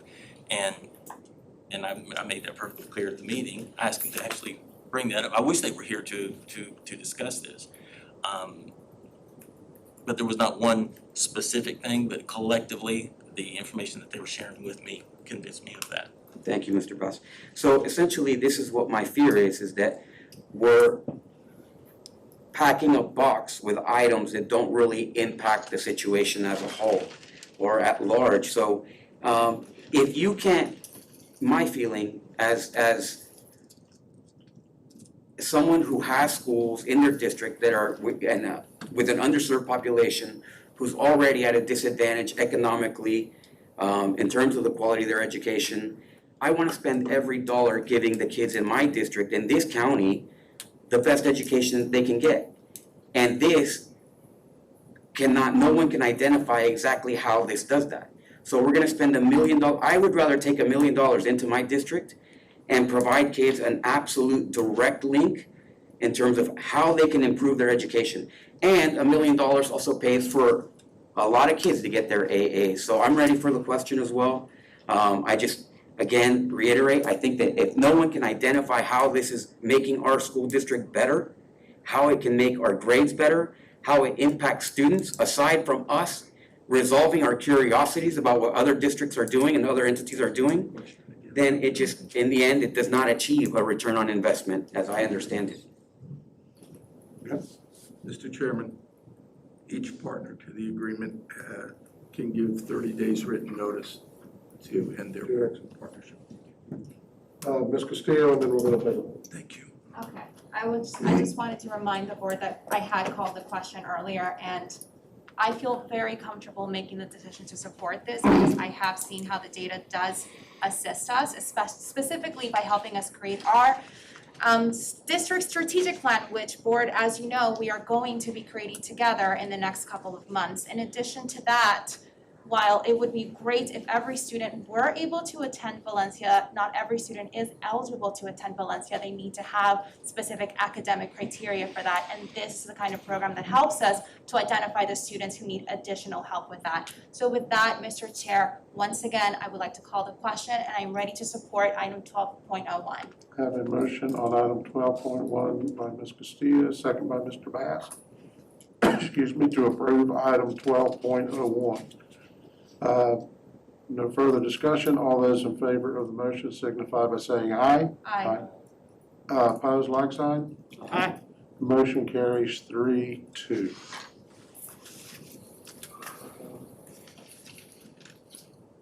That brings us to regular agenda item number 14, curriculum and instruction, correct?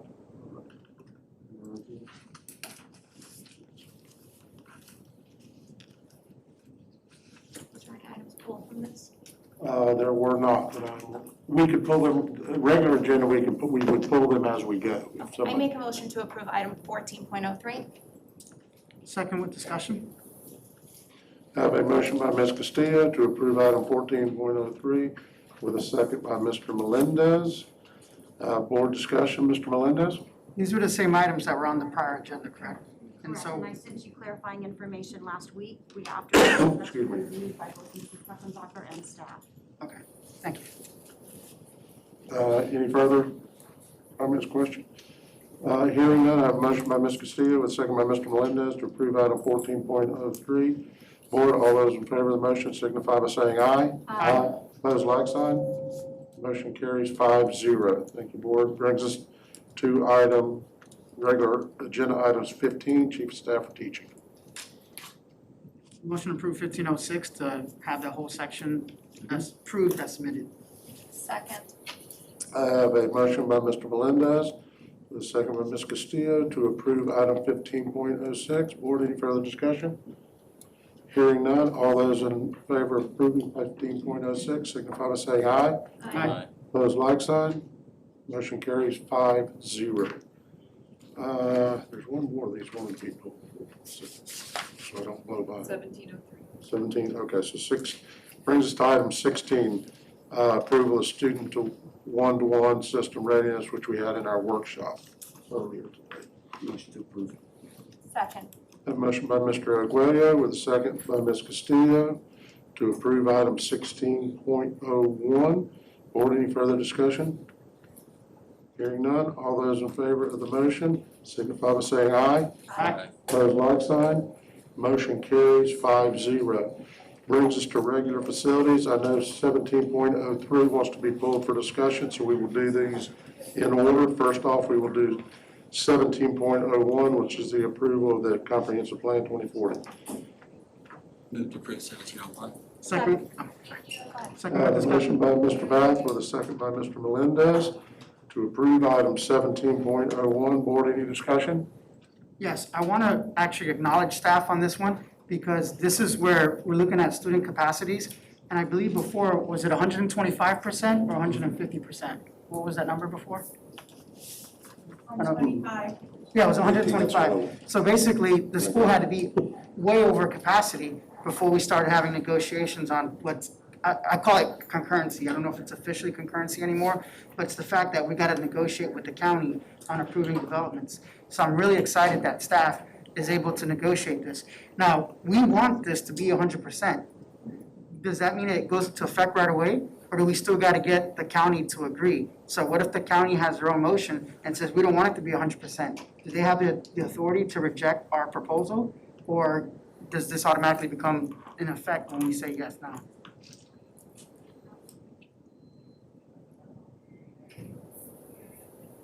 Good evening. So this is the county's policies that are being updated. So they brought to our attention that it was the old language and they gave us an opportunity. So from us, it will go back to the Board of County Commissioners for their review and approval. I'm not anticipating any. We've been operating kind of under the 100% rule since concurrency was removed. So we're not anticipating any kickback from that, but we'll definitely keep an eye on it and meet with them along the way. And just in case, are we gonna have staff at that board meeting when they vote? So that way they can say, hey, we really want this, you know what I mean? We wanna have 100% be the new standard.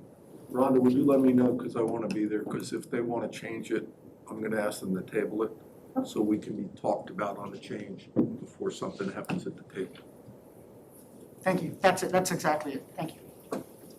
I guess there's already a motion approved. There's a motion by Mr. Bass, second by Mr. Melendez. Are there any further discussion? So we have the motion by Mr. Bass, second by Mr. Melendez to approve item 17.01. All those in favor signify by saying aye. Aye. Opposed, like sign. Motion carries 5-0. Brings us to item 17.02, which is the approval to administratively assign two multifamily communities transportation. Sorry, Mr. Chair, That's I'll okay. make a motion to approve 17.02. Discussion? Second, oh, would you, Did you say discussion or Yeah, second? discussion, I don't know if I want a second yet, based on the results of the Mr. Bass discussion. is second. now we can discuss.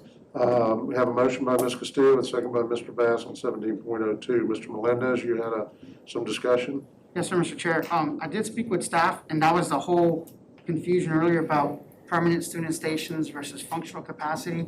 Because my initial reaction when I read this was, we're zoning a new development or apartment complex to go to Gateway High School. But Gateway High School is slated to get renovated, and it's gonna be a live campus doing the remodeling. And I thought it was a better rule of thumb to say, hey, keep that under capacity as much as possible to interrupt the campus as least as possible when the construction is happening. So, and that's where I was kind of confused on the numbers. Because it looks like Osceola High School has the capacity to absorb the students. Because Ms. Blake had mentioned that the rough estimate of student generated at the apartment complex is about 85 students. So the way I look at the capacities, Osceola High School can absorb 85 students. But I don't know if that's 85 students in a portable, and then I can say, well, they really don't need to be in a portable, or can they be in a portable because Gateway is under construction. But it did show that Gateway was under enrollment, but again, I'm a little bit confused on the definition because there's functional capacity, this capacity, and other capacities. And so I just want to make sure that staff is making this recommendation with mind that it is under construction, and let's try to make sure Gateway is not interrupted as much as possible. Mr. Arguello. I just wanted to thank Ms. Blake and Mr. Allen for their explanation through that process. They were extremely professional and thorough, and that's really the way to make a pitch, just that every nook and cranny had been understood and just relayed so well. So thank you very much. Dr. Pace? Yes, sir. If I may, Chairman Thacker, Mr. Melendez, certainly we are taking into account the fact that we will be on an active campus in renovation, and we'll plan for that as we move forward. These are brand-new apartment complexes that are just coming online, particularly in a high school. It's very difficult when you say to students, oh, you started at OHS, but 2 years from now, we're going to move you to Gateway High School because OHS is bursting at the seams, because they already have challenges at lunch and those types of things with the infrastructure piece. Once they've started at a high school, they really like to stay there. Stay the whole time. So that was why we felt like it made the most sense, because number one, it's so physically close to Gateway High School. Gateway is significantly under enrollment since we opened to Hopekalaga. And even in terms of high school programming, when you start looking at what kind of electives that you're able to offer, both CTE, industry certification, as well as because this campus is international baccalaureate and advanced placement, it becomes difficult with a small population. So this allows us to better accommodate and operate efficiently with staff, provide adequate programming to meet the kids' needs of all kinds, while also at the same time not disrupting these two communities 2 years down the road when we're ready to move them into the new building. So it is something that staff would take into full consideration. And that sounds perfectly logical, and I didn't think about that component of it, because that's under the assumption that they're all freshmen, you know, because, but you can't plan for it not to be, because even the projection could be over or it could be under. So I do agree, and so with that, I'm gonna support it, because you're right, you know, I don't wanna move kids back and forth, and, you know, they wanna maintain that cohort, so to speak, with that student from start to finish, and so I will be supporting this. Okay. So a motion by Ms. Castillo with a second by Mr. Bass to approve item 17.02. Board, any further discussion? Hearing none, all those in favor of the motion signify by saying aye. Aye. Opposed, like sign, motion carries 5-0. That brings us to item 18, but we have one person wishing to speak on this item, and we will do that first. Is Dora Diaz here? Ms. Diaz, if you would come up, give us your name and address for the record, and you have 3 minutes to speak on this topic. The floor is yours. Thank you. My name is Dora Davis, my address is 4755 Valid Drive, St. Paul, Florida. I used to be a former teacher here in Osceola County. There's a situation a couple years ago where I noticed there was a change in a student's behavior. And you know, throughout our relationship with that student, I'd ask, hey, are you okay? That led to a conversation where that student was telling me about she was a victim of sexual misconduct. So with the support from administration, I was able to help the resource and help that find that student. But there was a couple of things that I wanted to let you know. One, I did ask, are you okay? That student did not come to me and tell me her story. I know she could find that help for being as misconduct. So when I'm looking at this agenda item, the approval of implementation of Title IX, and I read the memo from Mr. Frank, that includes reporting for students with the phone number of the Stop program. I would love that if I did not ask that student, hey, are you okay? And she wasn't able to tell me, at least with this, she could have called and reported that. So I really do just want to ask you guys, please approve this agenda. I think, these students who are speaking up, they found the courage to talk about their experience as victims and their advocacy for themselves. And I just think it's just irresponsible to silence student voices when they want to speak up, especially about being victims of sexual misconduct harassment abuse. So I ask you to allow them to report these violations, if they feel like they violated Title IX. So please look into that. This is about the students. And these students who at OXA was working to try to make sure that this program is there. Thank you. Ms. Diaz, thank you very much for your comments. Board, it's item 18.01. Your pleasure in this. I make a motion Okay, go ahead, we can do to that. make a motion to approve item 18.01. And I'll second.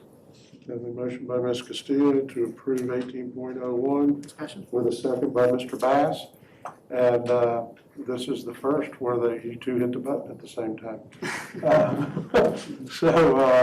Actually, Mr. Melendez, you're a half a second behind. You flip faster. All right, thank you. Well, I do appreciate the collective efforts of everything here, because I have spoken with one of the persons involved here too. And so I like the idea of, creating a button, people can report anonymously, this is what's happening. Because I even saw on the website, we have one already for like cyber bullying or something like that, so we can track that. The only issue I have is kind of logistical, like item number 5, when it says appointed by the superintendent, a district-wide Title IX coordinator. And I was thinking, do we not have a person that deals with bullying and stuff like that already? So is that like hiring a new position or assigning a role to that person? No, Dr. Pace already has identified somebody who handles the discrimination issues, et cetera, and works with us and is located. There's not going to be a new person hired It would just be for this. assigning roles and responsibilities and doing a better job of communicating to the public and to students. This is the person that you go to. One district person would be responsible for making sure that we have consistent implementation, consistent training, consistent communication for the piece, and then there would be a designee at each school assigning another responsibility, not adding a person, to say, I'm the person at this school that you can come to or anybody can channel energy to. It doesn't mean that they can't go to anybody else in the district if they have a concern or a complaint. We have both an ethical and a professional responsibility if a student brings to us a concern to report it and make sure that they get resources and help and support for whatever it is, or that a situation is thoroughly investigated. But this would be clarifying that structure, because that was something that the students requested.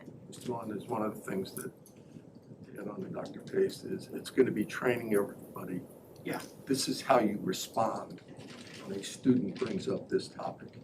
You don't respond, oh, that's just boys being boys. Yeah. If so, it's really And it embedding gives it. like timelines too, when they gotta do certain things, Yes. when the reports are due Yes. by, so there's like accountability. You just don't investigate 6 months and finally find something, that when something happens, milestones have to be achieved. And that was it, yeah, because I support that completely, and I was just concerned, like, are we hiring a bunch of coordinators? I'm like, so we're just assigning them that role of somebody that's already in the school to handle that function, kind of like the school safety assessment team. Now, we don't hire a school safety person, we make that role to somebody who's already there. So with that, I'm pretty clear. Thank you. Mr. Aguirre? Yeah, I have a concern about this language here. First of all, I have 3 daughters. I support this Are in, you in the memo or are you on the notice of rights? I'm in neither. Oh, okay, you said, I thought you had, okay. Go ahead. I thought you had concern about something. I was trying to No. just find you. Here's the thing. There's so much thing as too much input sometimes, right? No child, boy or girl, should ever feel like they don't have a place or a person to go to under any circumstance, in any situation, in any place, in any of our schools. Why is that not clear already? It's 2021 and we're coming up with a policy to tell kids that they can report situations that they're not comfortable with. And I think that, number one, that's just, I mean, for there to be a vacuum where that is concerned is egregious, okay? Also, there's also such thing as kind of overthinking something. So where this Title IX situation, first of all, I don't believe that this is a Title IX issue, right? We already know through various things that we've been exposed to as board members that there is sexual trafficking, there's behaviors that happen in schools, there's all kinds of things that are going on. Do we need to tie that to a Title IX issue? I mean, it just doesn't make any sense to me. However, worse, as the father of 3 girls and the brother of 2 sisters, I think that it goes without saying that we are writing a policy right now that exposes our daughters and our sisters and everyone involved, every young woman on campus, to further danger. And that's because this Title IX is not clear in its approach. Now, I know the state legislature is working on some stuff here, but I am requesting that we add some language to this. And I'll read the language that I wrote, and it has been submitted for the review of the board. But essentially, it states that we, along with all the other things that are going on here, that we include the codification of a safe use of programs and facilities policy, including guarantees that biological female students and female student athletes will be protected from having to compete or share facilities with biological males in sports programs and facilities specifically designated for female students and female student athletes. The policy shall expressly prohibit the sharing of facilities such as locker rooms, toilets, bathrooms, or any facilities where students change, dress, shower, or are nude. The policy shall also prohibit biological males from participating in athletic or other programs where there is contact between players or athletes without expressly written permission from every player's parent or legal guardian on any or either of the teams or player groups involved, regardless of a player's position or playing status.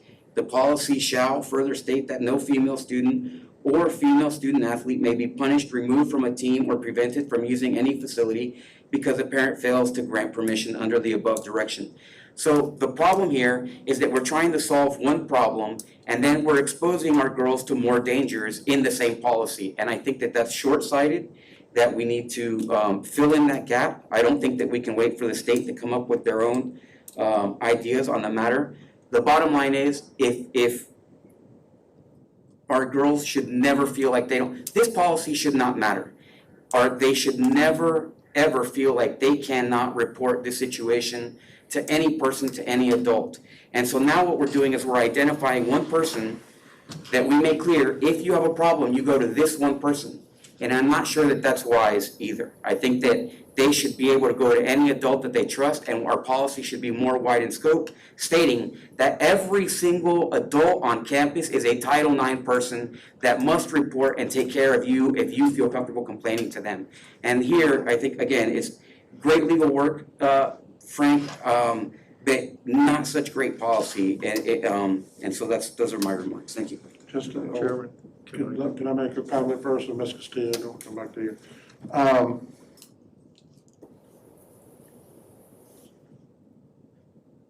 I followed your content there. I'm not sure I agree with it. I think, I told, one thing you said several times that I agree, we shouldn't have to do this.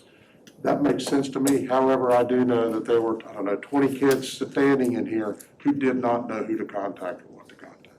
I am supporting this because I think, as it is, because I think it's time to move on this. It's time, I think we owe it to some of the people who have come here and talked to us. I think we owe it to them.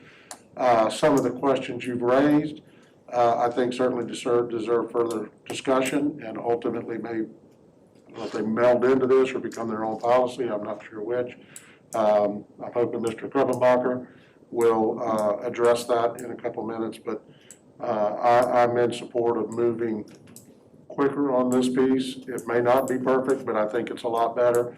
I don't think this is going to preclude, as the lady who spoke, Ms. Diaz,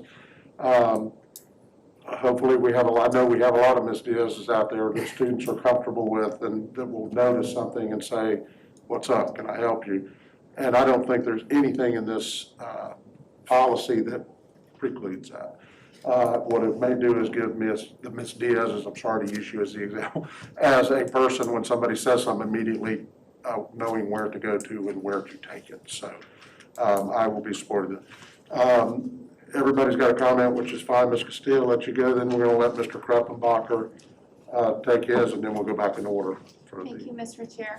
I believe the board has had sufficient time to make their deliberations and ask their questions. This has been pushed back an additional 2 weeks, and it sounds like we have some kind of consensus or people have already made their minds. So once again, Mr. Chair, I would like to call the question and vote on this matter. Mr. Kruppenbacher? the question got called. But if we're going to call the question, it requires a second for it. So on the calling the question, then we have to vote on the calling the question before we move forward. Because I have a daughter, I truly understand Arguello's comments. This policy, and we heard stories about this, is out there for males as well as females. Because we had males describing certain situations that would have arisen on this. That's one. Two, this is basically, here's a point of contact. It's not your exclusive point of contact. And the students are going to hear that and know that. It's just if you're lost, we don't want a student lost or going. I mean, One, I want to publicly really thank the courage of the students who met with us, because some of them told us stuff that was appalling, right? And I think for particularly a male, for a female to tell me that as a male when they don't know, it took a lot of courage for the right reasons. We don't want any of our students to feel like that, and we heard that. So I'm recommending we do this policy. Had a great meeting with Mr. Arguello. I understand exactly the issues. I learned late today that the legislature's issue apparently is going to be dead. I would like to come back to you within the next month on that very policy, and here's what I think should exist, and have you deal with that policy separately. This policy tonight in no way offers any opinion on the topic, nor decision, nor binds you anyway. So my recommendation would be I support this tonight, but I want you to know, unless you tell me otherwise, I'll be coming back with a deep discussion on the other topic. And I'll second the motion on the table to call the question. To call the question. We have a motion and a second to call the question. All those in favor of that motion? Aye. Signify by saying aye. We jumped, aye. Okay. I think it was it. Opposed, like sign. How about that? Silent. Motion carries 5-0. Therefore, we will take a vote on this item 18.01. So just to make it clear, we're voting on this, just the standalone what we have in front of us, Correct. not the secondary issue. Yep. We have I'll restate what the motion is. We have a motion by Ms. Castillo with a second by Mr. Bass to approve item 18.01, which is the approval of the implementation of Title IX policy and reporting procedures. We've called the question. All those in favor signify by saying aye. Aye. Opposed, like sign. Motion carries 5-0. Oh, point of order, is that like a policy, or like a procedure? We're going to be Because coming if it's a back. policy, do we have to have like a public hearing and Yes, things we're like going to that? come back to formally go adopt it.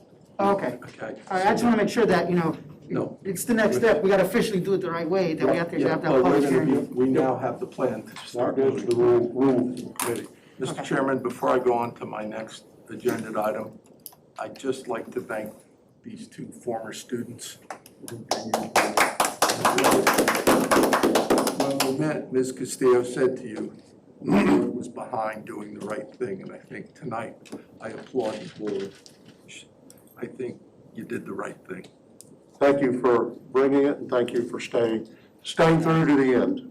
I didn't realize that's why you were here. Did you want to say anything And to thank it? Ms. Castillo for Dr. Pace, for thank helping to you drive for this. supporting a lot of these things that have to be implemented.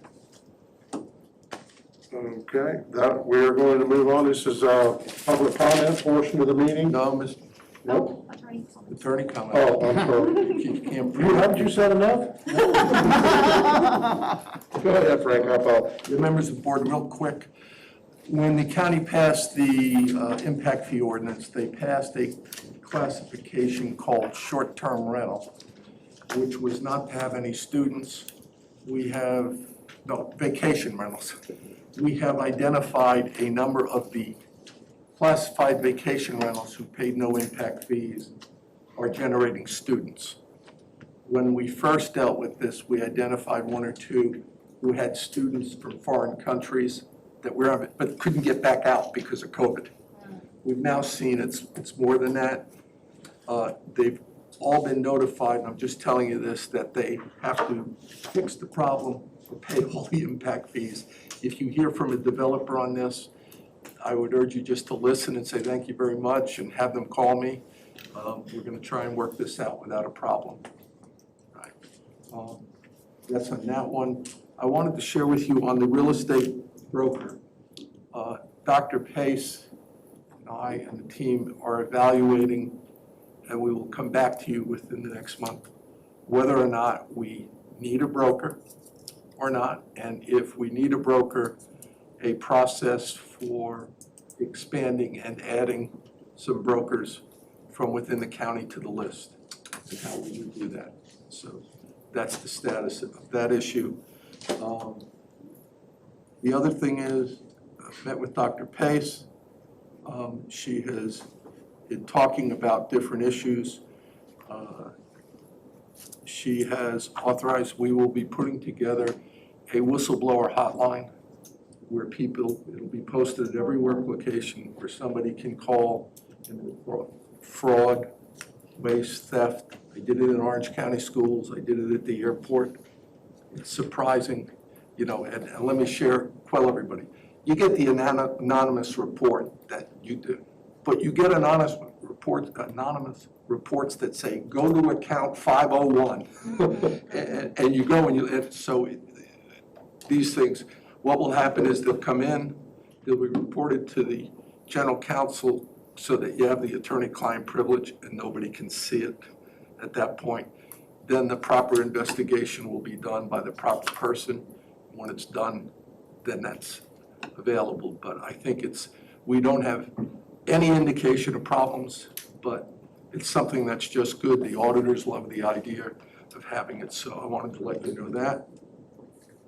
And finally, congratulations to Dr. Pace, whose daughter's getting married Saturday. Thank you for canceling the executive session. I can tell when a woman gives me a real look. That's right. I have a question Yeah. regarding your comments. One, I wouldn't say that we don't have any problems because some have been raised to me. However, The lawyer in I want to make I want to make sure that this let's see, that the number that people will call goes to a. It's going to be an external party that's not affiliated with this district in any way. Okay. I know you and I had a long talk. It will not be the existing number. It will be, and I'm hoping he's going to agree to do it again, the former chief of investigations for the state attorney who has done these things. Well, my recommendation also is that people, when they call that number, they have an option on who they can speak to, whether it be the board attorney, or it be our internal auditor, or it be a school board member, or so on, because you never know who they would prefer to communicate with. I'll get with you before anything is implemented, Mr. Guerrero, to review it, and I'll review it with the board. Thank you. And the item that he spoke about too, about the real estate broker, because, you know, I even believe in that, you know, not just Osceola County, but maybe we can even do like a round robin, kind of like we do with the trade packages, have like 3 or 4 different vendors and just rotate, you know, schools when they purchase them. So I think that's something that we could look at. And then also maybe modifying the agreement that we automatically pay up to 3%. You know, if the seller in real estate, that's what I do, the buyer hardly ever, you know, pays the commission. It's always the seller that pays. I mean, majority, there's always exclusions. But I think that we can possibly do an exclusion on that nature too and say, hey, it's the seller that pays the commission. Well, I'll work out those details later, but I don't want to take up the I agree. I think that we do need a broker. I think that we've been paying a broker for X amount of years. Why not pay a broker here in Osceola County and allow them to benefit from the taxes that everybody's paying into and so on? So I completely agree. I think to not have a broker is a misstep. I think just hiring one that's not located here in Osceola County is a larger one. That's good. I am told, they do have an office in St. Cloud, but I am a believer in spreading and having more and doing something like you suggested. So we'll tap your real estate expertise as we come back to the board.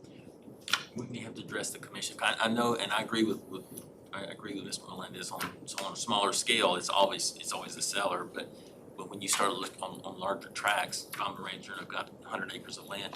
In some cases, the buyer does pay the commission, so, you know, so we have to. But it's also usually not, and that's a great point, and I agree with you, but it's also usually not 3%. When you start getting to $1 million ranges on the regular MLS, Yeah, that's always it negotiable. goes down to like 2% Right. because it's such a high dollar amount. Absolutely. 3% are like $200,000 houses as opposed to like multi-million-dollar properties.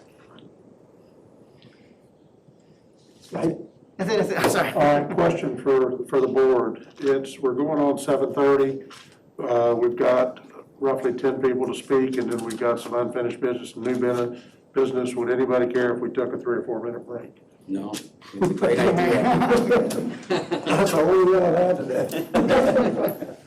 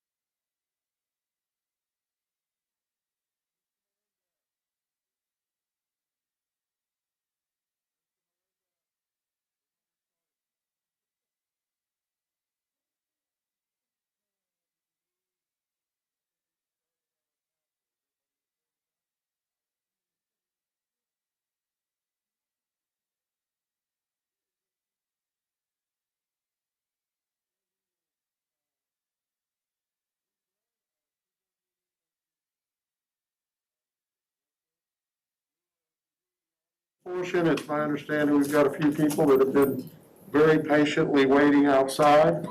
I don't know if they can hear me out there or not, or if you can help. First one on the list is Hannah Hayes.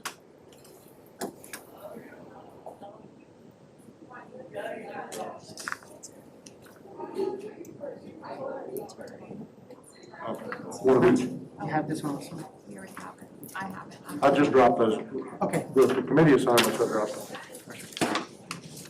Ms. Hayes, state your name and address for the record, please, and you have 3 minutes to. My name is Hannah Hayes. My address is 1423 Simmons Road, Kissimmee, Florida 34744. You're good. Okay. All yours. I wrote my speech down so I can remember what I want to say. Good evening. As I stated before, my name is Hannah Hayes. I am the mother of 5 children who attend or will attend school in Osceola County. I also graduated school in Osceola County along with my husband. I'm here today to speak out against mask mandates in our schools for the upcoming school year. There are many reasons why I'm against mandatory masking of our children, but today I've chosen to focus on the impacts masks have on facial emotional recognition. Facial emotional recognition, or FER, is the ability to detect emotions based on facial expressions. Children with stronger FER skills tend to perform better academically, are more popular, and tend to be more empathetic and generous. On the other hand, children who have more difficulties recognizing facial emotions are more likely to have peer problems and learning difficulties.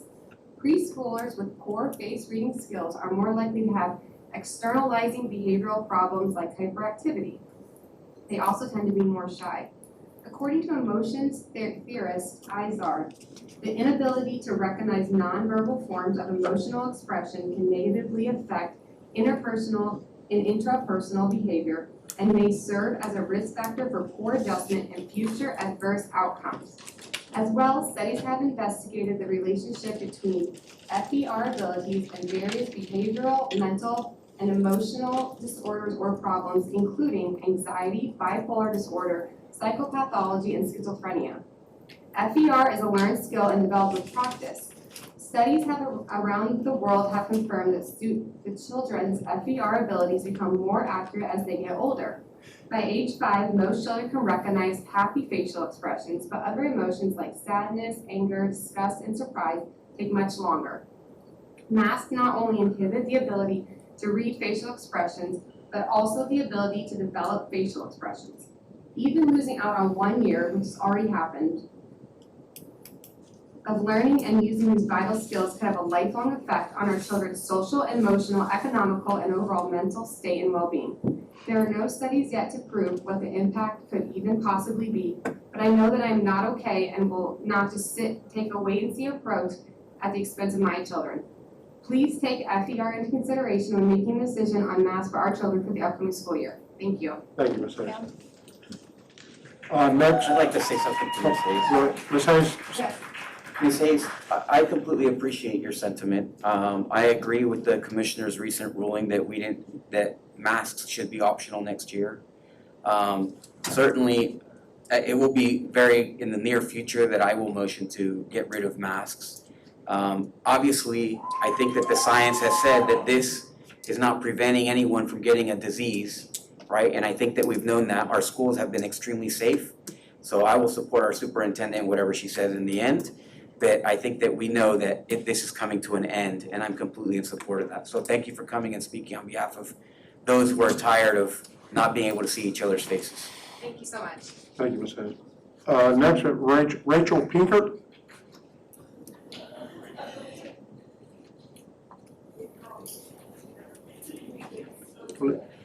When you come up, Ms. Pinkert, give us your name and address for the record.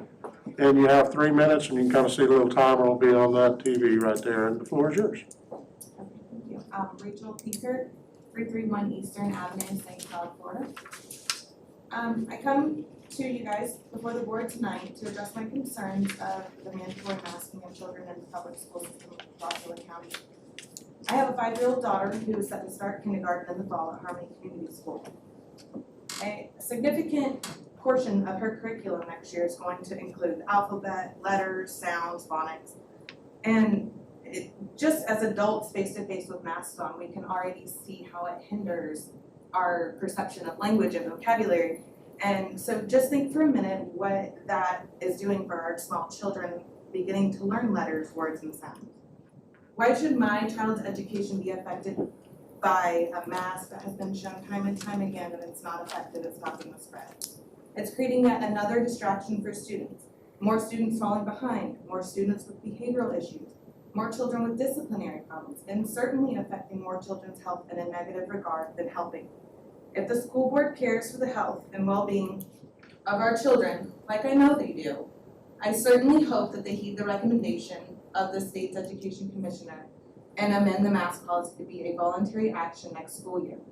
Healthcare decisions should be a personal and a private decision among families, something for the parent to decide what the best course of action is for their child, not mine. I will stand up for my rights and my freedoms, not only as an American, but also as a parent who should be given options for their children. Granted, there are options available. There's now vaccines, virtual school, homeschool, public school, charter schools, etc. But why are masks not an option?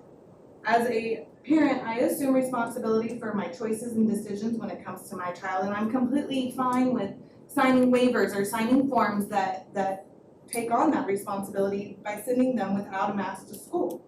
When has someone else's child's health ever been my business, my concern, my responsibility, or any superior to my own child's health or education?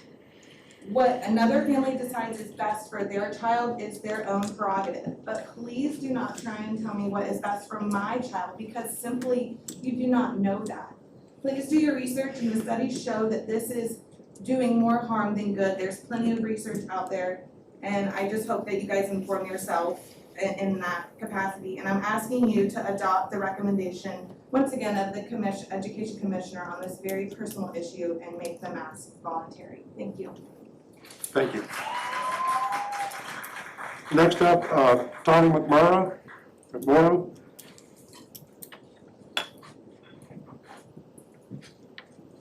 Tony, come on up, give us your name and come on up to the podium, give us your name and address for the record, and you have 3 minutes to. All right, my name is Tawny McMorrow and my address is 3936 Chaplain Road, St. Cloud, Florida.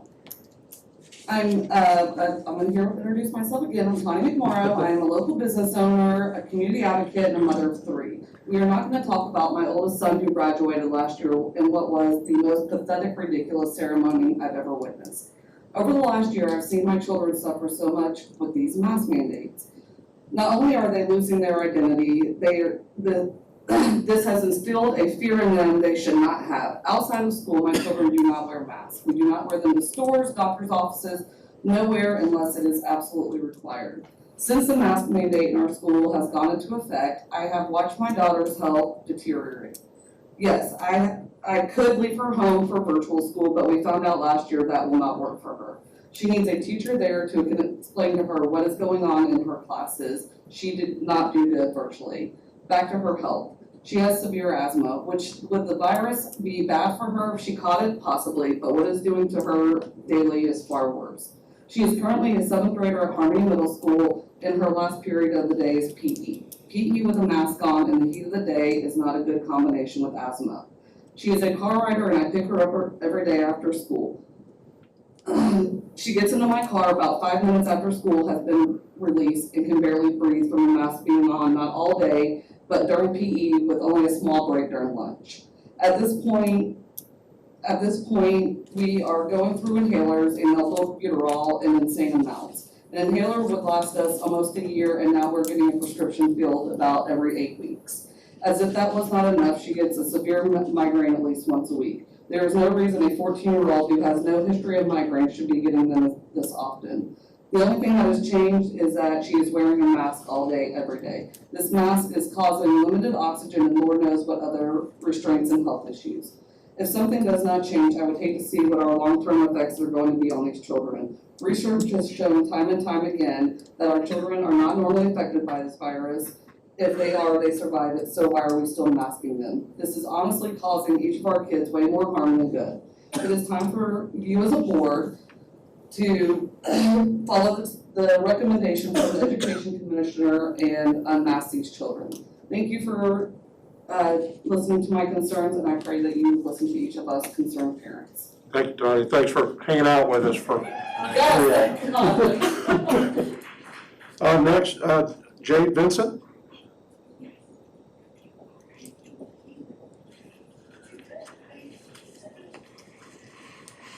Ms. Vincent, give us your name and address for the record, please, and you have 3 minutes.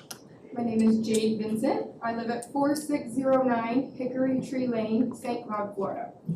I am a mom of 4, and I'm here tonight to speak up for our children, because our kids should not be masked any longer. Have you ever compared the way other countries have handled masks and the outcomes they've had? Finland and Norway have some of the lowest death rates in the world, with the least restrictive policies and no mask mandates. Unlike Belgium, Spain, and Italy, who were hit the hardest despite having the harshest and strictest lockdowns and mask mandates. Even countries with multiple lockdowns like England are not masking their children. Per the Center for Disease Control, 0 to 19-year-olds have a 99.9974% survival rate, and they only recommend masks in schools. They do not mandate them. The peer-reviewed Stanford study that just was released demonstrates beyond a reasonable doubt that face masks have absolutely zero chance of preventing the spread of COVID-19, and it proves that they're actually harmful. I'm going to read directly from that study for a minute. The data suggests that both medical and non-medical face masks are ineffective to block human-to-human transmission of viral and infectious diseases such as COVID-19, supporting against the usage of masks. Wearing masks has been demonstrated to have substantial adverse physiological and psychological effects. Long-term consequences of wearing face masks can cause health deterioration, developing and progression of chronic diseases, and premature death. I'm going to say that one again. Premature death. As a parent, is that what you want for your child? These consequences are completely unnecessary for a virus with an almost 100% survival rate in kids. So it's time to do our jobs. The Florida Education Commissioner, as we've mentioned, has said masks should be voluntary. We have no mask mandates at a state level, and there's no mandates from the CDC. The school board's motto is every child, every chance, every day. It's time to live up to that and end the mask mandates. Thank you. Thank you. Leslie Reyes.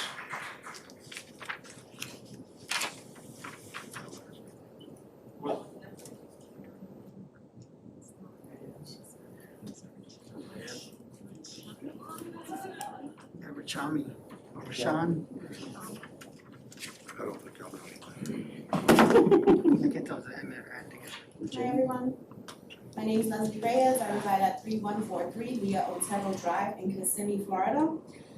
I'm actually speaking on behalf of another parent. I am a parent as well for twins that attend Soho Pika High School. One of them is autistic and they're both doing distant learning. It's been really rough. Personally speaking, my autistic son, it's been really difficult because that's the only friends that he technically has, and so not being in school has really hurt him. So I just wanted to put that as a side note, but I am reading on behalf of another parent. So I would like to take a second to introduce myself. This is on behalf of a parent named Kaylee Baker, who has a 5-year-old son and will be entering kindergarten this year in Osceola County. She's been going back and forth on what school she wants to place her son into with the required mask, currently here in Osceola County and leaning towards an alternative school. I have plenty of friends that teach here in Osceola County, and after speaking to them, I am very hesitant about putting my son into public school. I have seen the effects firsthand of health issues wearing masks all day, cause that is one of my concerns. But my biggest concern right now is the quality of education my son will get. Kindergarten is a crucial year for children. Please tell me how a child is supposed to learn letters without being able to see what the teacher is saying, or learn how to pronounce words correctly with a mask on the teacher. There's absolutely no way. These kids are starting out the most critical years of school being with teachers and friends that they have no idea what they look like without a mask. I personally cannot tell you what life would be like only knowing people do a mask. This has gotten out of hand and should be the choice of a parent, not what someone else thinks is quote-unquote safe for their kids. I do not want to see my precious son suffer from some of the health issues I have seen other family members suffer from wearing a mask all day. Most of these kids do not wear them properly and shouldn't have to know how to wear them properly. It is time for you as a board to make decision in favor of your students and their parents' wishes and make the mask voluntary. It has been proven time and time again that our children are most likely not affected by this virus, and if they do get it, they will almost 100% of the time recover. I know the Education Commissioner has suggested that masks be voluntary next year, and I hope you choose to abide by his request. Thank you for listening to me this evening, and I hope to see some positive changes, and I can put my son in public school with all of his friends. Thank you, guys. Thank you very much. District 5 people are representing. That's right, yep. Last on the list is Carol, and she's gonna have to come in and help me with the last name. Carol. Carol.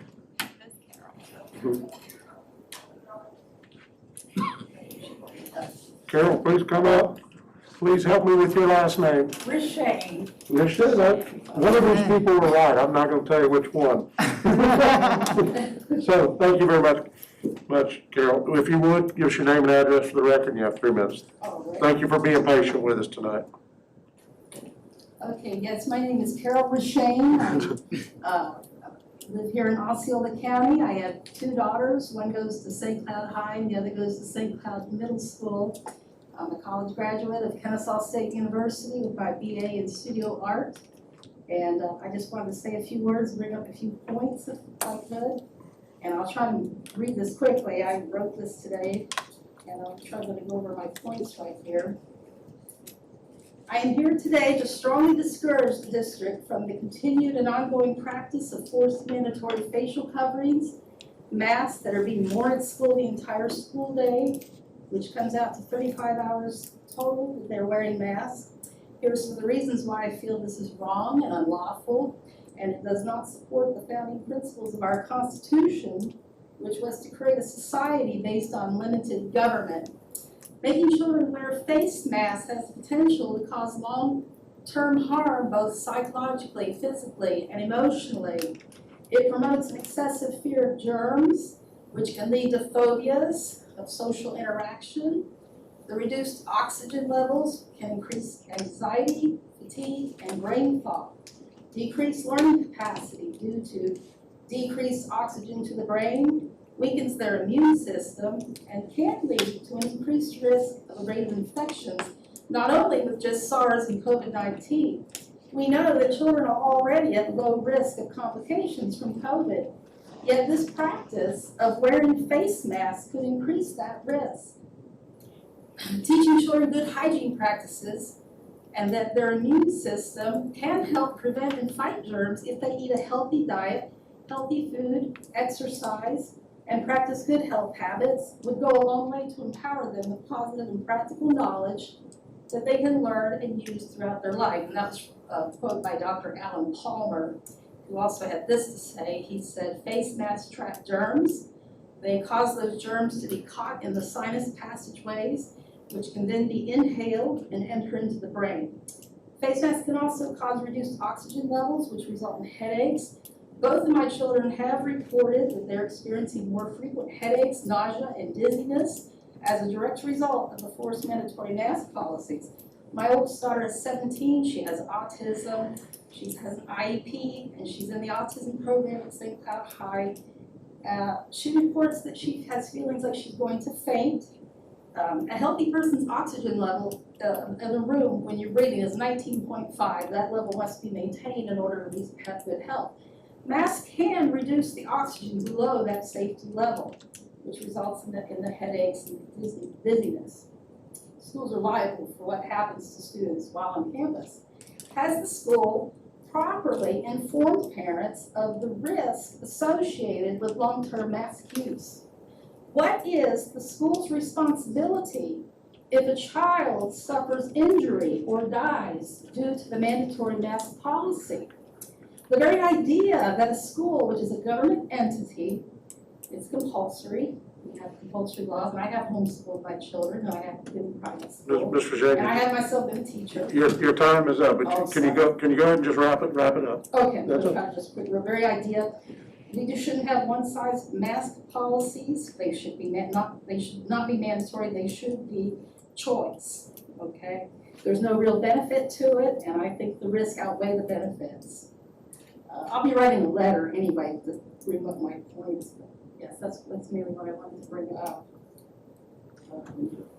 Thank you very much, Mr. Shea. Right. The right to wear a mask is an individual choice, and people should be free to make that choice for themselves. You have a legal obligation to stand with me to remove this illegal act and dictatorial element of government. With all respect, I remind everyone that our oath to support, defend the Constitution of the United States, the state of Florida, against all enemies, foreign and domestic. Thank you. Okay, thank you. And Ms. Shea, as far as you know, is that everybody out there who wished to speak? I believe so. There might be one person left. Because those are the only ones I have. Okay. Does everybody else? We're good. Okay, Mr. Allen. Save you to last. Larry Allen, 722 Natick, the city of Florida, 34741.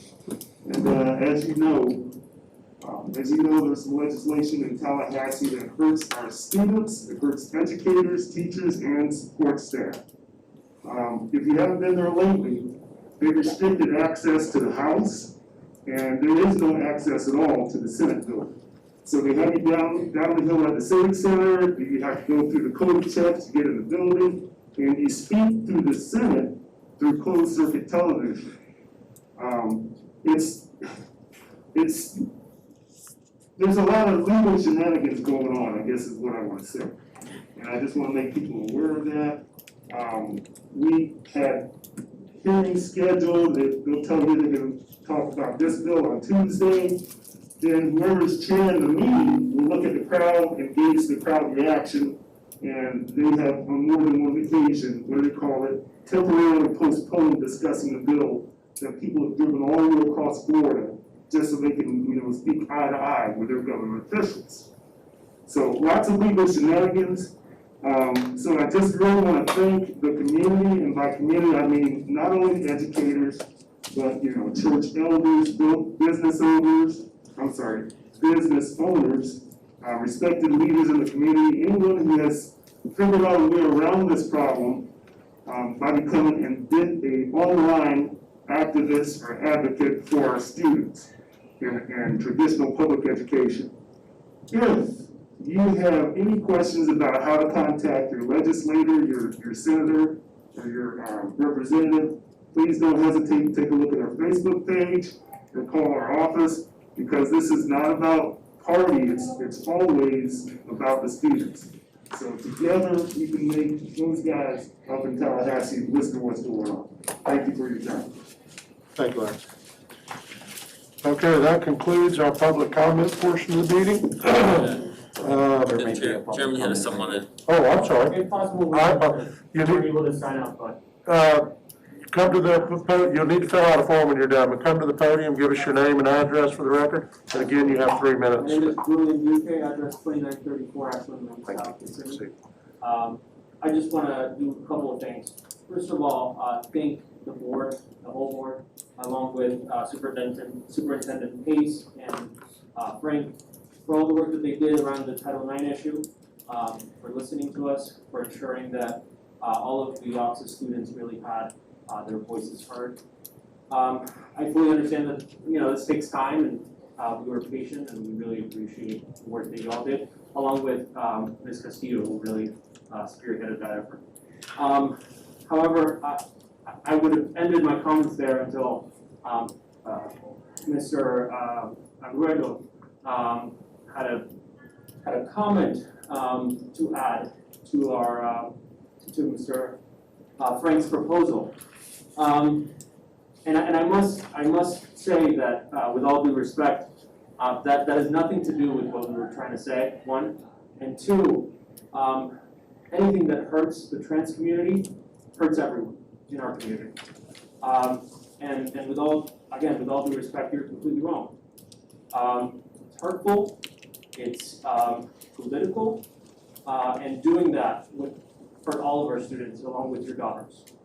So I urge you to listen, and if you would like, happy to meet with you, happy to speak to you, because even in our group at Osceola, we know students who identify as trans, who then identified as trans, who now identify as trans, who are also victims. And we really want you to understand that. That's all, thank you. Thank you. And Julie, if you would, there's a form out there just for the record, so we have it. Add on real quick. Olivia Tyndall, 2048 Live Oak Boulevard, St. Cloud, 34771. I share a lot of Julian's sentiments. I am here on behalf of the Title IX policy, and I'm so excited. I'm filled with sheer joy at the fact that this is becoming a concrete policy that it is passed. And I look forward to the work that will continue to be done there. And I thank you all for that. But again, Mr. Arguello, it's a separate issue, and I think that has been identified. But to think that sexual assault or harassment only occurs between male and female is incredibly misinformed. I'm so sorry to tell you. We've seen evidence from so many people. It happens across all sexes and all genders, and that will just set things back even further and alienate people who do not deserve to be alienated. And also, real quick, after having listened to all of the other public commenters who came up here and spoke, I just want to encourage you all, as an autistic person, to not let people weaponize, parents specifically, weaponize their daughter or son or whoever has autism on their behalf, to listen to those voices and actually hear what they have to say, because it's a very detailed conversation that needs to be had, and I urge you to listen to the voices that actually have things to say instead of the advocates who speak on their behalf. I think that will be good. Again, thank you for your time. Thank you. All right, going once. Going twice. Closed. Let's see. The unfinished business, I don't believe we have any. We have three pieces of new business. Mr. Arguello, I think we'll start with you, just kind of in the order you gave them, which I believe was the school board committee assignments question. And I think during the little break, everybody got one of these sheets. Must go with this conversation. So turn it over to you. Okay, great. Thank you, Mr. Chairman. So here's one thing. As I reviewed the duties and responsibilities of these committees and whether they're ours or not ours, one of the things I realized is that there's very little, that these committees, the ones that belong to us, do not really represent the face of the community. There's very little diversity spread amongst these committees. And I asked that the board basically do a review of these committees, add some diversity, add some different mindsets, and check. I think it's a disservice to the community when there's just no diversity whatsoever, and it just happens to be a lot. I mean, it certainly does not reflect our community. Would you say, Dr. Pace, that the makeup of this Are you saying the board members or the committees that we have? The committees that we have, the committees that belong to the school district do not reflect the diversity that we have within our community. Okay, no, I get that. That's a great point. I do think these boards that are on here are probably boards that have come to us and said, would you like to have a position? Sure, not So all. if we can get An update. Not all. Yeah, but not get an update of those that are just us only. Are you talking, a specific example, would that be the audit committee? Like, yeah, audit Okay, committee. because that's the something, bus- we're the- not on it, we ask other people to be on, is that what you mean? Yeah. And Okay, then I the understand. business advisory board is one, I think the district technology committee. But the foundation, that's not our board, we get appointed to that. I thought you were saying we didn't have, I thought you were looking at this column, not this column. No, I'm not looking at either column. What I'm looking at is this is just the only list of committee assignments. It's the only list of committees that I have available to me, right? Right, so you what I'm saying if speaking you had the about- NAACP on here with a member of this, is that kind of what you're looking at? No, what I'm saying is that, Because I'm not for following example, we have the audit committee, we have the BAB, for example, and I'm speaking about those particular Oh, committees the that ones that are belong to purely, us. okay, I'm sorry, I'm tired. I'm with you now, All right. okay. So I'm just saying that I think it would, I'd like to bring it to the board to go ahead and review these and make sure that these committees are reflective of our community at large. And I guess I'll motion, if that's the. It's like an informational item, I guess. Yeah, I'm not sure what. Yeah, that's what I was- I'm not sure if it needs a motion, just, I think your point's well taken there. Now that it took me a while to get on the same page with you. And the Business Advisory Board, is that really our committee? Yes. Yes. It is, okay, Partially yours and partially the county's. We currently have 2 open seats. okay, so these, some of these which are our committees, that's a good way to say it, where we don't have everybody listed. Yeah, and what I would like to do is review all of the committees that belong to the school district or that the school district has and review them for their level of diversity. Like, okay, like the district technology, can we kind of do that? The audit committee? So what would that mean, Frank, I have a question about this. What would that mean for the folks who are serving on said committee? So for example, the audit committee, it looks like most of the people that are serving on that committee are not due for reassignment until at least 2022. We do have someone up for reassignment in well, there was one for 2020, I'm not sure what that means. So what would that mean? Would that mean that we would ask them to leave? No, you have a multitude of options. For those committees that you truly control, I'm not talking the Chamber of committee Commerce. that, exactly, that's. Yeah, I'm specifically, So as those an that you example, the audit control, committee, You right? could say, Or the business advisory, one, clearly, if you have openings, you can deal with it with openings. right? If you don't have openings, you could say, we're gonna enlarge the committee, or you could say, we're gonna reconstitute it. I mean, you really have the power. Frank, if I may, if we can begin with just reviewing the committees that we have established that belong to the school district across the entire district I think you ought to and do it, then review you'll know them where you for want to go. diversity before we do anything Can further. I ask you to then we'll- quantify what do you mean by diversity? Like, how do you, and I'm asking for myself, and I'm sure for probably the people that serve on these committees, what do you mean by that? How, I think you'll ideally, find out when we do the review. I understand what you're saying, however, diversity can come in many different aspects, and I need to understand what you mean by diversity. What does that mean to you? What would you like to see the makeup? What I would like to reiterate again is to review all of these committees and see who is on them and what they look like, all of them across the district. I don't believe that I think that there's also that there's other committees within the district that are not on this list, and I would just like for us to gather all of the committees that belong to the district, put them on one spreadsheet, and then review the membership Not just our. with all of the members, and just take a look and see what their level of diversity is. And if you have a definition of diversity that may be different than mine, then so be it, it's for your information Well, when it we should get be the review. bilingual, I mean, it should be, I do that's, feel, I'm sorry, that's my. may I'm gonna request to speak so that I'm not speaking over people. Go ahead. I do feel like we need to make it clear what we mean by diversity. And the reason why I'm saying that, Board, is because when I feel diversity might be a woman of color, someone else might feel diversity as something else. LGBTQ community members represented. So I feel like it is important actually to identify exactly what we want this makeup to be. We cannot just say, I want diversity. How? What is the makeup so that when we are selecting people, we understand how it is that we're going to select these folks? It cannot be arbitrary. Is diversity arbitrary? It can be. Well, how about this?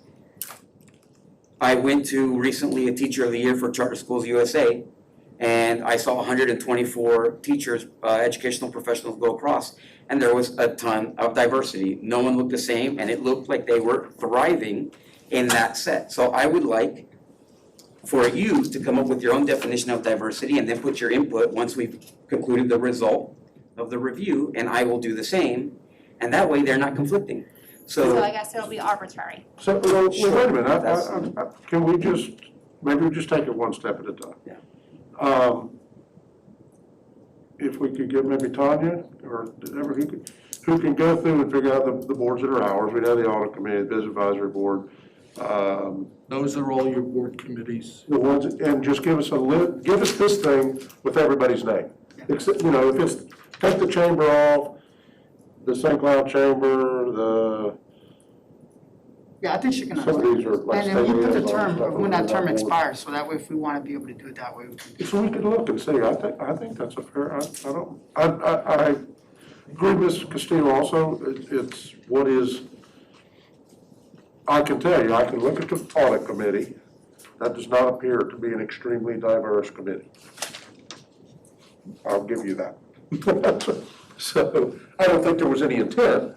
No. I mean, I don't, but I think, so, I don't mind doing that, just taking a look and then. And diversity may appear in different ways. So tell me again what, Tanya, let me yes. ask you a question. Mhm. When I look at this, what you need to identify are what are the committees that this point board appoints the members to? All members. All members, because a lot of these are committees where you are individually as a board member sitting on it, Right. representing the board. That's right. I believe what Mr. Arguello is talking about is those committees that the board controls, all the appointments. They'd like to see who's sitting in all those seats, the terms, et cetera. As well as any Any other district boards. employee, any district committees across the entire district. So if there's a committee established in the district, it should be put onto this list. We should understand what its purpose is, and then know who the members are. If that makes sense, Tanya. Yeah, like an example is I think we have an affirmative action committee. I don't think it's not even listed here. I mean, it's our internal one, so, you're right. I don't even know what all the committees are because they're not all listed.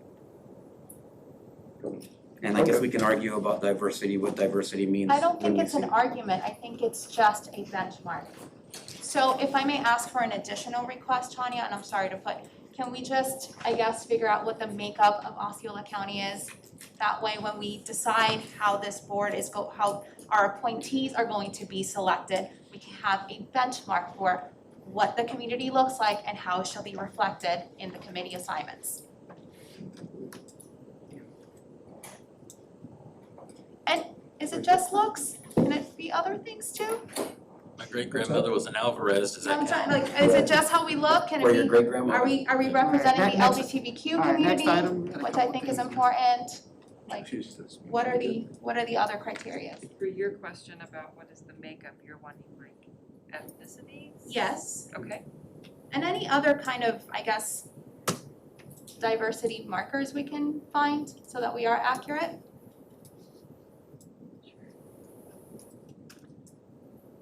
Dr. Pace? I do need a little clarity in terms of, are these standing committees? Are these committees that meet for a specific purpose? For example, the Back to School Task Force, where when we were formulating the committee, we wanted to make sure that we had elementary, middle, and high school represented in terms of the principals and the parents. When we do our selection of the teacher of the year, the finalist, we always try to make that representative. But I mean, those are short-term committees specific to a purpose. All of the above, Business Dr. Advisory Board and the Audit Committee are committees that are standing committees that the board appoints. Staff does not appoint members of those committees. Those are direct appointments either by individual board members in the case of the Audit Committee, or for the Business Advisory Board Committee, the whole board. I would say all of the above. All of the above. We're gonna need a little bit of time, because I'm gonna have to work with the team on committees that they may have that I'm not even aware of. But certainly we'll be happy to work on a report for you. I would ask for a month to be able to get that information back. Okay, thank you, Dr. Pace. Okay. All right. New, John, the second one was a new task force for, and that's right. Okay, so along the lines of the previous task force that Mr. Melendez established, I think there is sufficient reasons and for me to establish a task force of my own along the same process, a trust, transparency, and good governance task force, the purpose of which is to promote trust and confidence in the school district and the board itself, to allow the public to know where we have failed, acknowledge any shortcomings, and provide transparent plans to approve or to improve. Also, I was gonna recommend along those, in that same, an impartial ombudsman, which I think that we discussed earlier, so I'm glad that Frank mentioned it. And then also to review all of the CARES money spent and how we spend all future CARES dollars.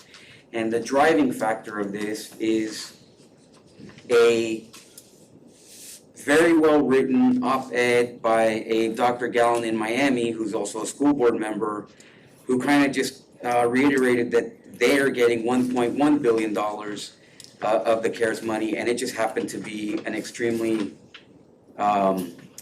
interesting article and op-ed on his behalf, and then he submitted a board item, and so after reading those two pieces of information, I just thought that we should do the same, but prior to doing so, I'll be doing that, so just as a point of information. Okay.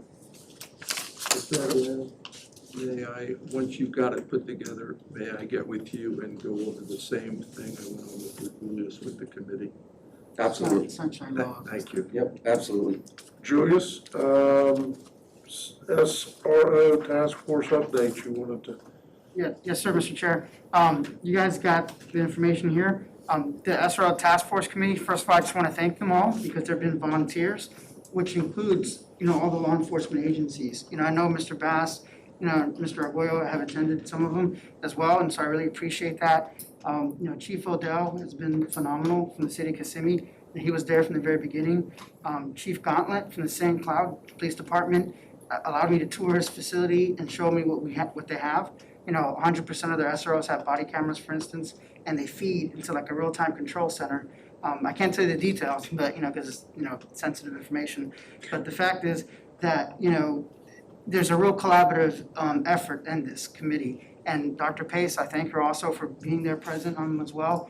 And it took a while to get these drafted because the first couple meetings were all informational items. We didn't want to just have a knee-jerk reaction to what happened at Liberty. We wanted to kind of look at the comprehensive scope of what was happening because, we have SROs on our campuses before, but following the Marjorie Stoneman incident, the legislature got together and mandated it. So it all kind of got in there. So now we're kind of catching up and saying, okay, how has the program been operating? What are the proper roles and responsibilities and the training requirements of SROs specifically?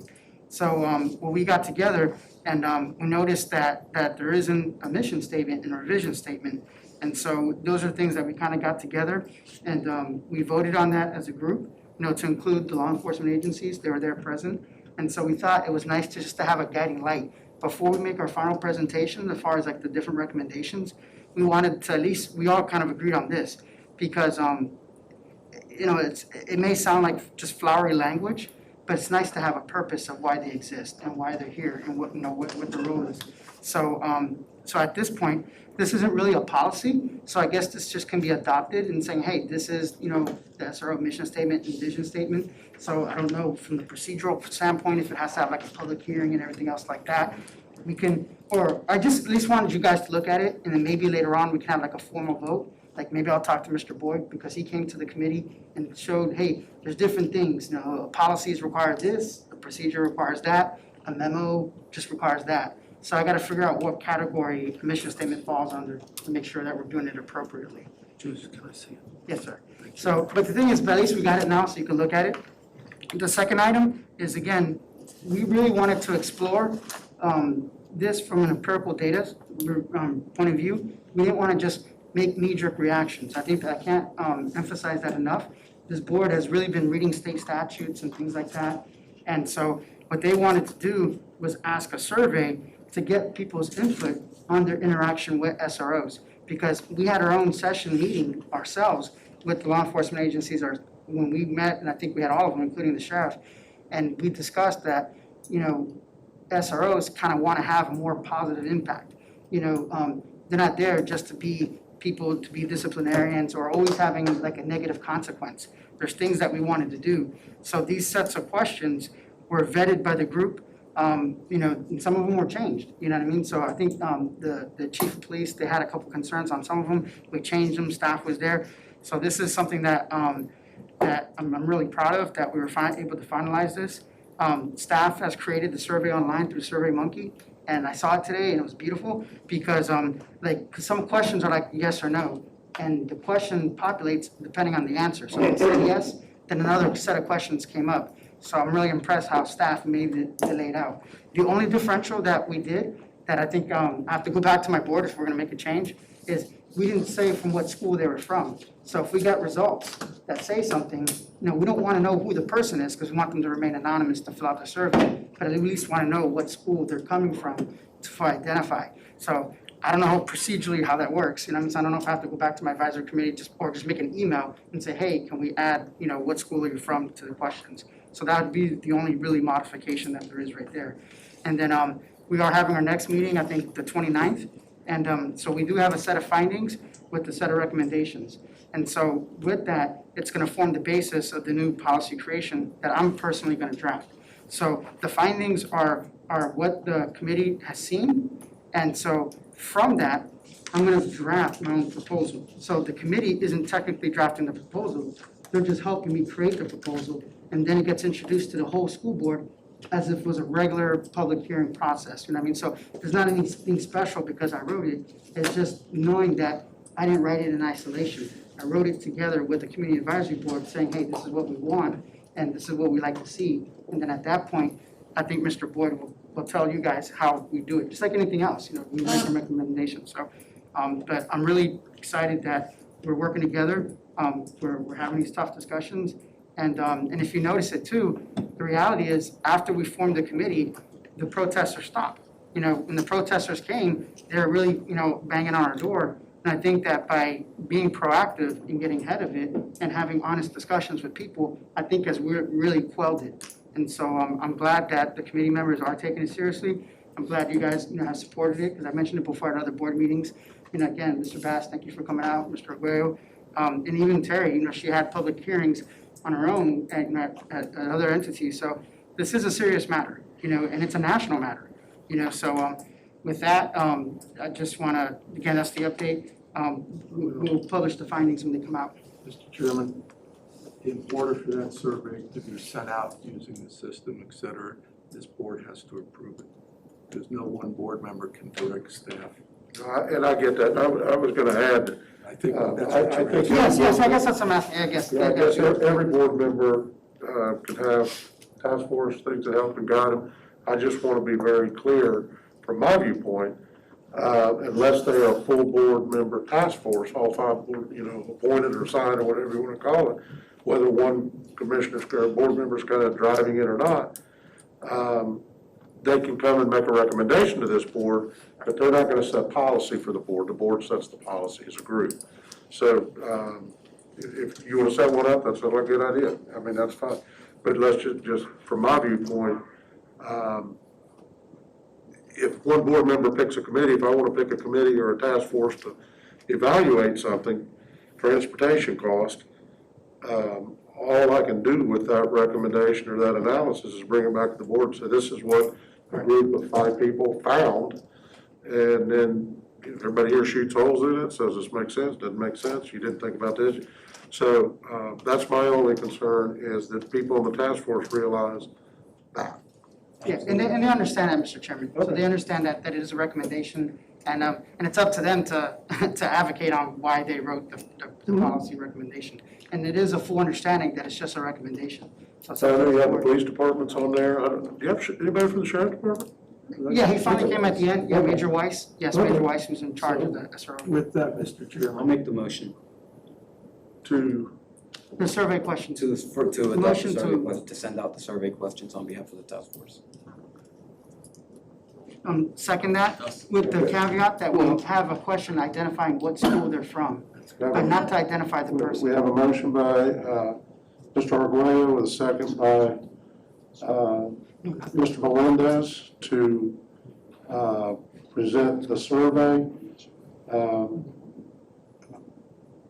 I will tell you, I've got questions on that, because reading this doesn't help me. I mean, I've got a lot more questions before I would vote to approve that. I don't know that I'm against it, I don't know that I'm for it. I'm just, so, Ms. Castillo, I'm sorry, you're like, No, you're fine. Thank you, Mr. Chair. Yeah, I have some questions. Mr. Melendez, you had the survey already built by our staff, is that correct? They did an initial Survey draft, yes, through Survey, I think it's Survey Monkey, or, I'm not sure, because we brand it on our own without a logo. Sure, yeah, no, yeah, I understand. But this has not been sent out yet. No, it has not been sent out. Okay, do you have a clear method of how this is going to be sent to, and I guess I'm also confused about, okay, I'll ask the first question. Who's the audience? I have elementary, middle, high school, and staff. So I'm assuming the last part is for staff at the school, correct. Okay, and the others are for students? That's correct. Okay, great. And so once you have the results of the survey, what will you do with that data? Well, for clarity purposes, I don't think we're gonna survey every single student. Dr. Pace was there at the meeting. She may do a random sample or something like that, rather than forcing it in there. So, it's up to her. She wants to survey every single student or do a random sample, but the random sample has to have enough of a population in order to draw. Could we bring this to a workshop and have a whole discussion about it? Yeah. Absolutely, yeah, we can. And I think that's enough, because it is kind of late, and I don't mind actually maybe bringing some of the committee members here, and they can share that with you. If we could do a workshop where I can better understand the audience. Yeah. Surveys, I've been involved in a lot of surveys over time.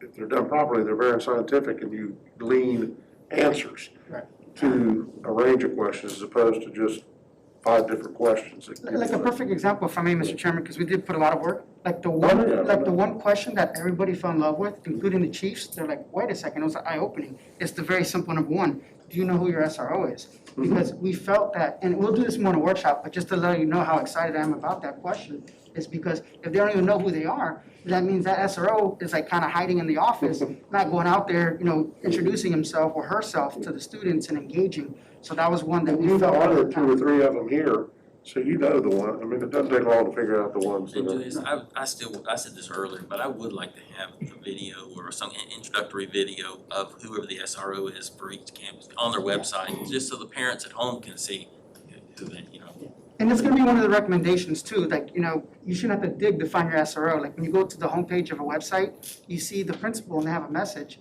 We thought it'd be cool too to have the SRO there and their message, hey kids, welcome to the year, stay safe. But I don't wanna steal the thunder of the recommendations. I want like you said, I think it's more appropriate in a workshop setting once we have finalized the recommendations. And then we can share with you each one of them, because it is pretty lengthy, to put them together. We did a pretty comprehensive, analysis of this.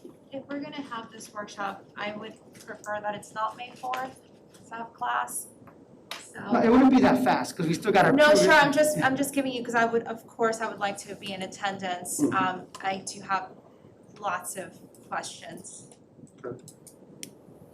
Thank you. So what I think I'm hearing from the board is that we'll revisit this under unfinished business on May the 4th and then schedule a workshop to discuss. No, we can just schedule the workshop first. Yeah, I think I'm ready now. Okay. Yes. Let's do the workshop where we can go through Okay, so I'll wait till you guys What let I us like. know or when you'd like to have the workshop.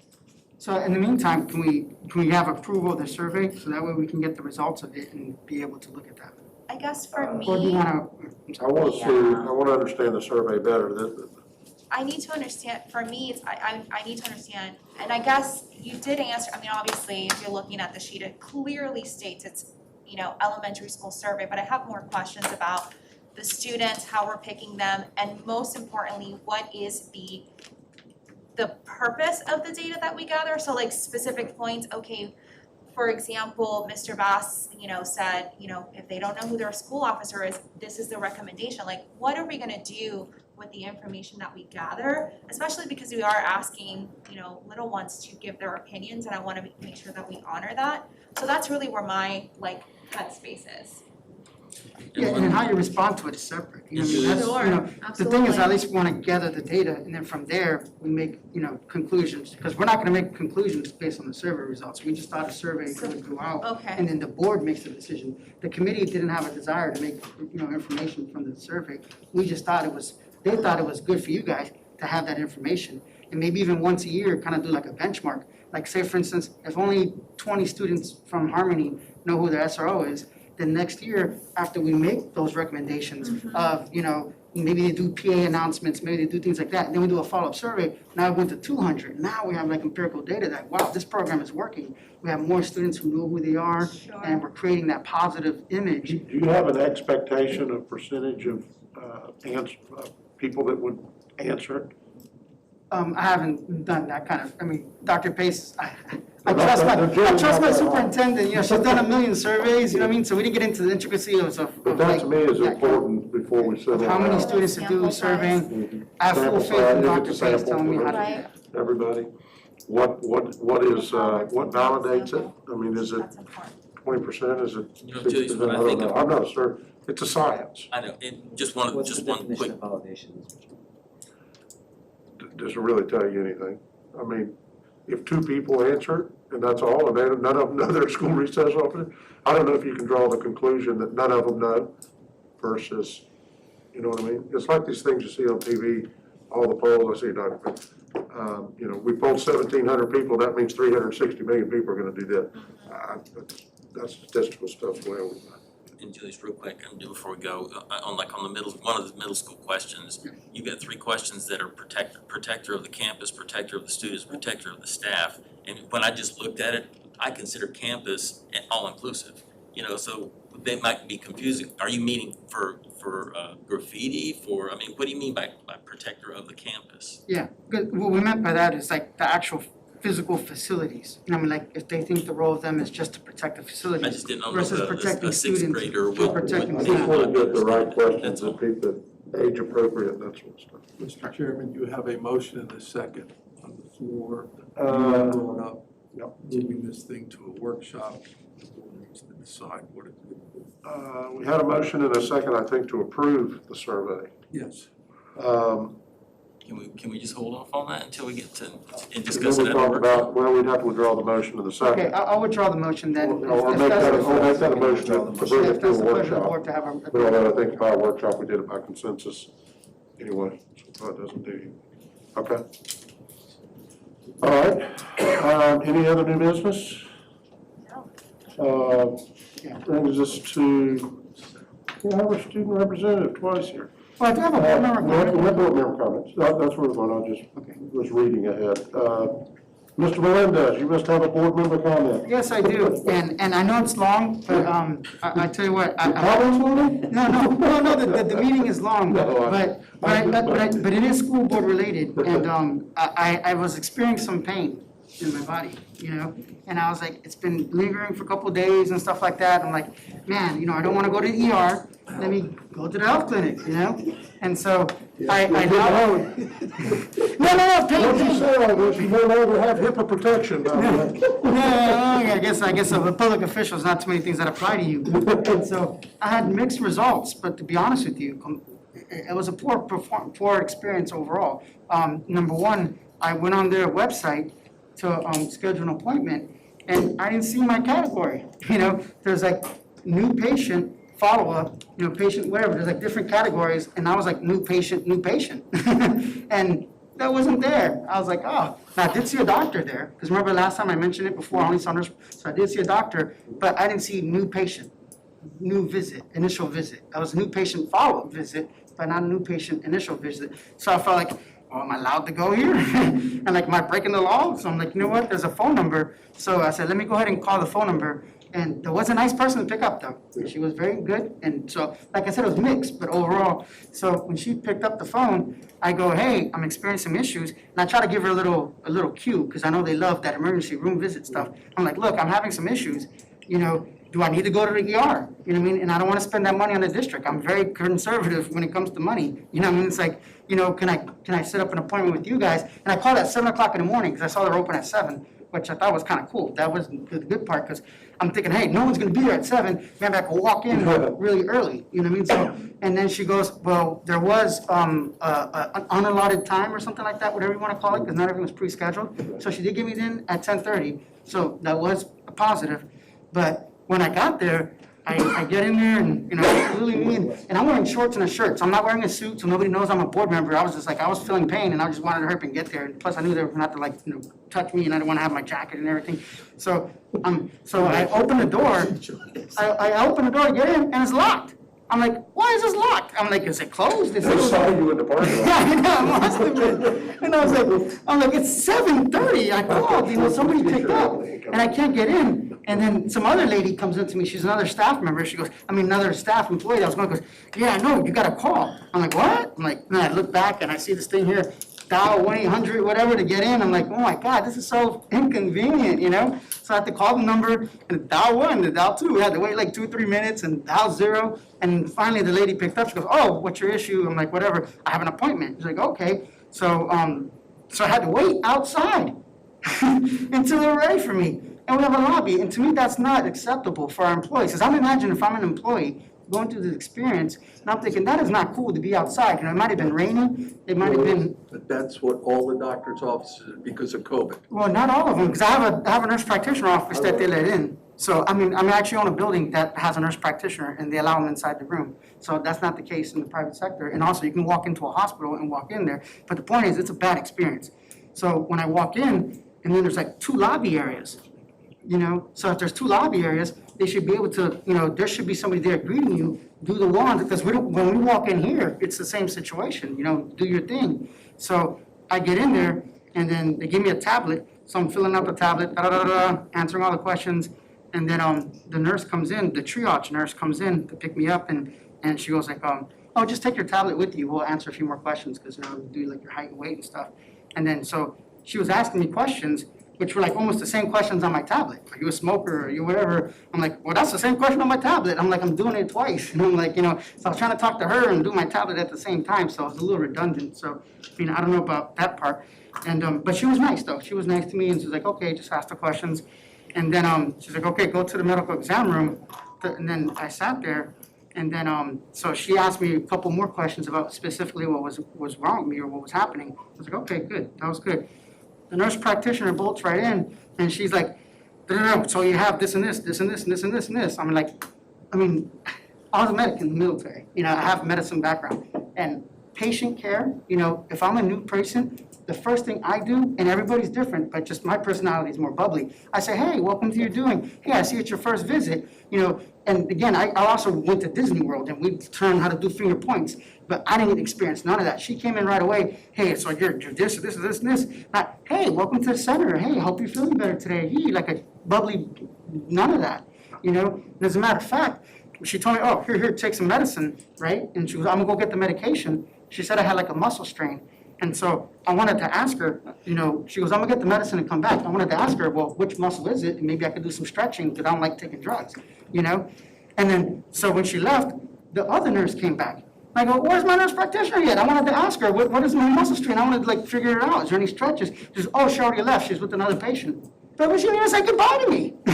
She didn't say like, goodbye, hey, thank you for coming out. Hope you get in there. Like I said, I had more questions. And so like, they're like, oh, she's with another patient. And I was like, okay, I guess I'll walk out. And so I left. And so she never said hello to me, never said goodbye, never thanked me. You know, I felt like if I'm a school district employee working full-time on a salary, which is what I expect at a health clinic, there's no time constraint. Because in the medical practice, in the real world, they gotta make a profit. So they gotta hurry up, and they get paid per patient. So they're like, get in, get out. That's what I felt like. But here, I'm paying you your salary. You're gonna get paid whether you see 100 patients or not. Now, I'm not saying take forever with me, but I do expect a little more bedside manner. I honor our teachers, and I'm thinking to myself, I'm not a school board member. I never told her I was a school board member.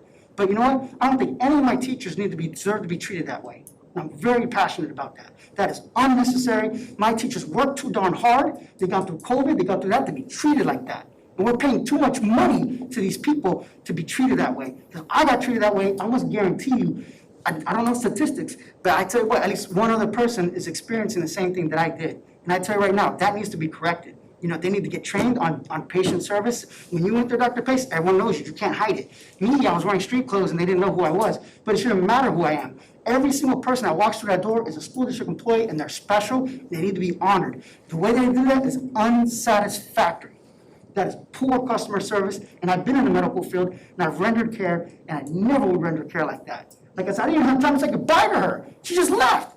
She bolted on me. You know, oh, here's your medication, here's my drugs. I don't want to take drugs, you know? Like, I want to be able to get treated. So I'm sorry, that's my rant for the day. But you know what? I love my employees too much, and nobody deserves to get treated that way, the way I got treated. So those are my 2 points on that. What the board does to follow through on that, that's another story. But that is completely unsatisfactory to my standards, what I expect for a level of care from our healthcare facilities, to take care of our employees that dedicate to the school district. Thank you, Julius. That's a great point. Ms. Castillo? Thank you, board, for a great meeting. We got a lot done today. Thanks. Mr. Arguello? I got none. I look forward to meeting more teachers and people in the field. It's been truly a great period of time between the last school board meeting and this one, so I look forward to meeting more of you and learning more about the employees at the school district. Again, great meeting. I want to echo the sentiments of Terry and Julius. Thank you for bringing that up. And you know, your committee, I was sitting in the audience watching the committee, and I want you to personally thank them for stepping up and, you know, at least their contributions to the school district, because they're asking sincere questions, and there seem to be that their hearts are in the right place and they're wanting to do their good thing. So, Dr. Pace? I have a couple of just quick comments. I was, for whatever reason, I was kind of reflecting today, and this is the end of 6 full months with this board, which I thought was kind of cool. And things are starting to come together a little bit. And Robert, one thing I meant to say this in my public comment, one thing that I always appreciate at the opening is when you thank, every meeting you thank the teachers and the staff for the school district. that's why I'm here. And I think that's very important. And there's a lot of really good things going on in the school district. That, you know, graduation rates up to 90+%. We've gone from a C to a high B. We're scratching on the door of an A district, which I think is extremely important. And I know we all got on the board for different reasons. And one of the reasons I got on the board is I view the school district as a huge economic driver for this community. I know, Mr. Arguello, you're big on jobs and local businesses. And local businesses, good local businesses, are only going to locate where they are very comfortable with the school district, which is why I think I probably harp on school grades and graduation rates and those things that we measure within our community. I think we do have, I think our community support, I know there's different opinions here, is pretty high in this community. You know, one of the things is they passed the sales tax. They wouldn't have passed it without that. We have that group, the Alliance for Public Education, I think. I know they haven't reported out yet, but I know that one of their reports, one of the things they have shared is our community support with the people they talked to. I don't quite know how they got everybody, but it was pretty high. I think what the leadership team has done on the COVID for the year has been actually pretty amazing. When you look at this, the Department of Education kind of used some of the stuff that was done in this district as the model. It was, there was no roadmap on this one for anybody. Mr. Phelps probably never couldn't even spell COVID anymore, and Dr. Pace. But the things they've had to do, the roadmap, you know, in 1 week we went from 57,000 kids in classrooms last spring, to online learning. And while it may have been a little clunky, it happened, and it happened very fast. And our track record with kids being sick in schools or getting sick in schools is pretty darn good. It's better than not, it's better than down the street with almost anything else. So some of those things are speak really good of the district. And I think Robert talked about it today. Orange County doesn't have that much land. Seminole County has less land. We have land. The people are going to build here. So what we need are better jobs, better schools, better reputation, which I think is part of the strategic plan, is kind of talking about that. I think we're going to take a hard look at the strategic plan. If it doesn't align to what this board thinks it should be, this will be the time to massage it, change it, whatever it needs to be to meet whatever the desires are of this current board. But I do think the reputation of the district, the quantifiable reputation of the district being grades, graduation rates, is extremely important to the business community, and it's extremely important to kind of change the socioeconomic makeup of this county to make it stronger and more viable and getting people to want to live here. So I think there's some things that, not everything is good. We have 8,000 employees. They're not all A+. We have a lot of them that are A+. We have a few that aren't, but that's going to be expected. So we got to keep looking at those places to improve, and the places that are going well, we got to make them better still. So I thank everybody for their time. I know staff, it makes a very long day when we're here till 8:45, but I appreciate all of you who were here at 7 o'clock this morning, staying here with us, and maybe we'll get a little faster at some point. So thank you all, and with that, we're adjourned.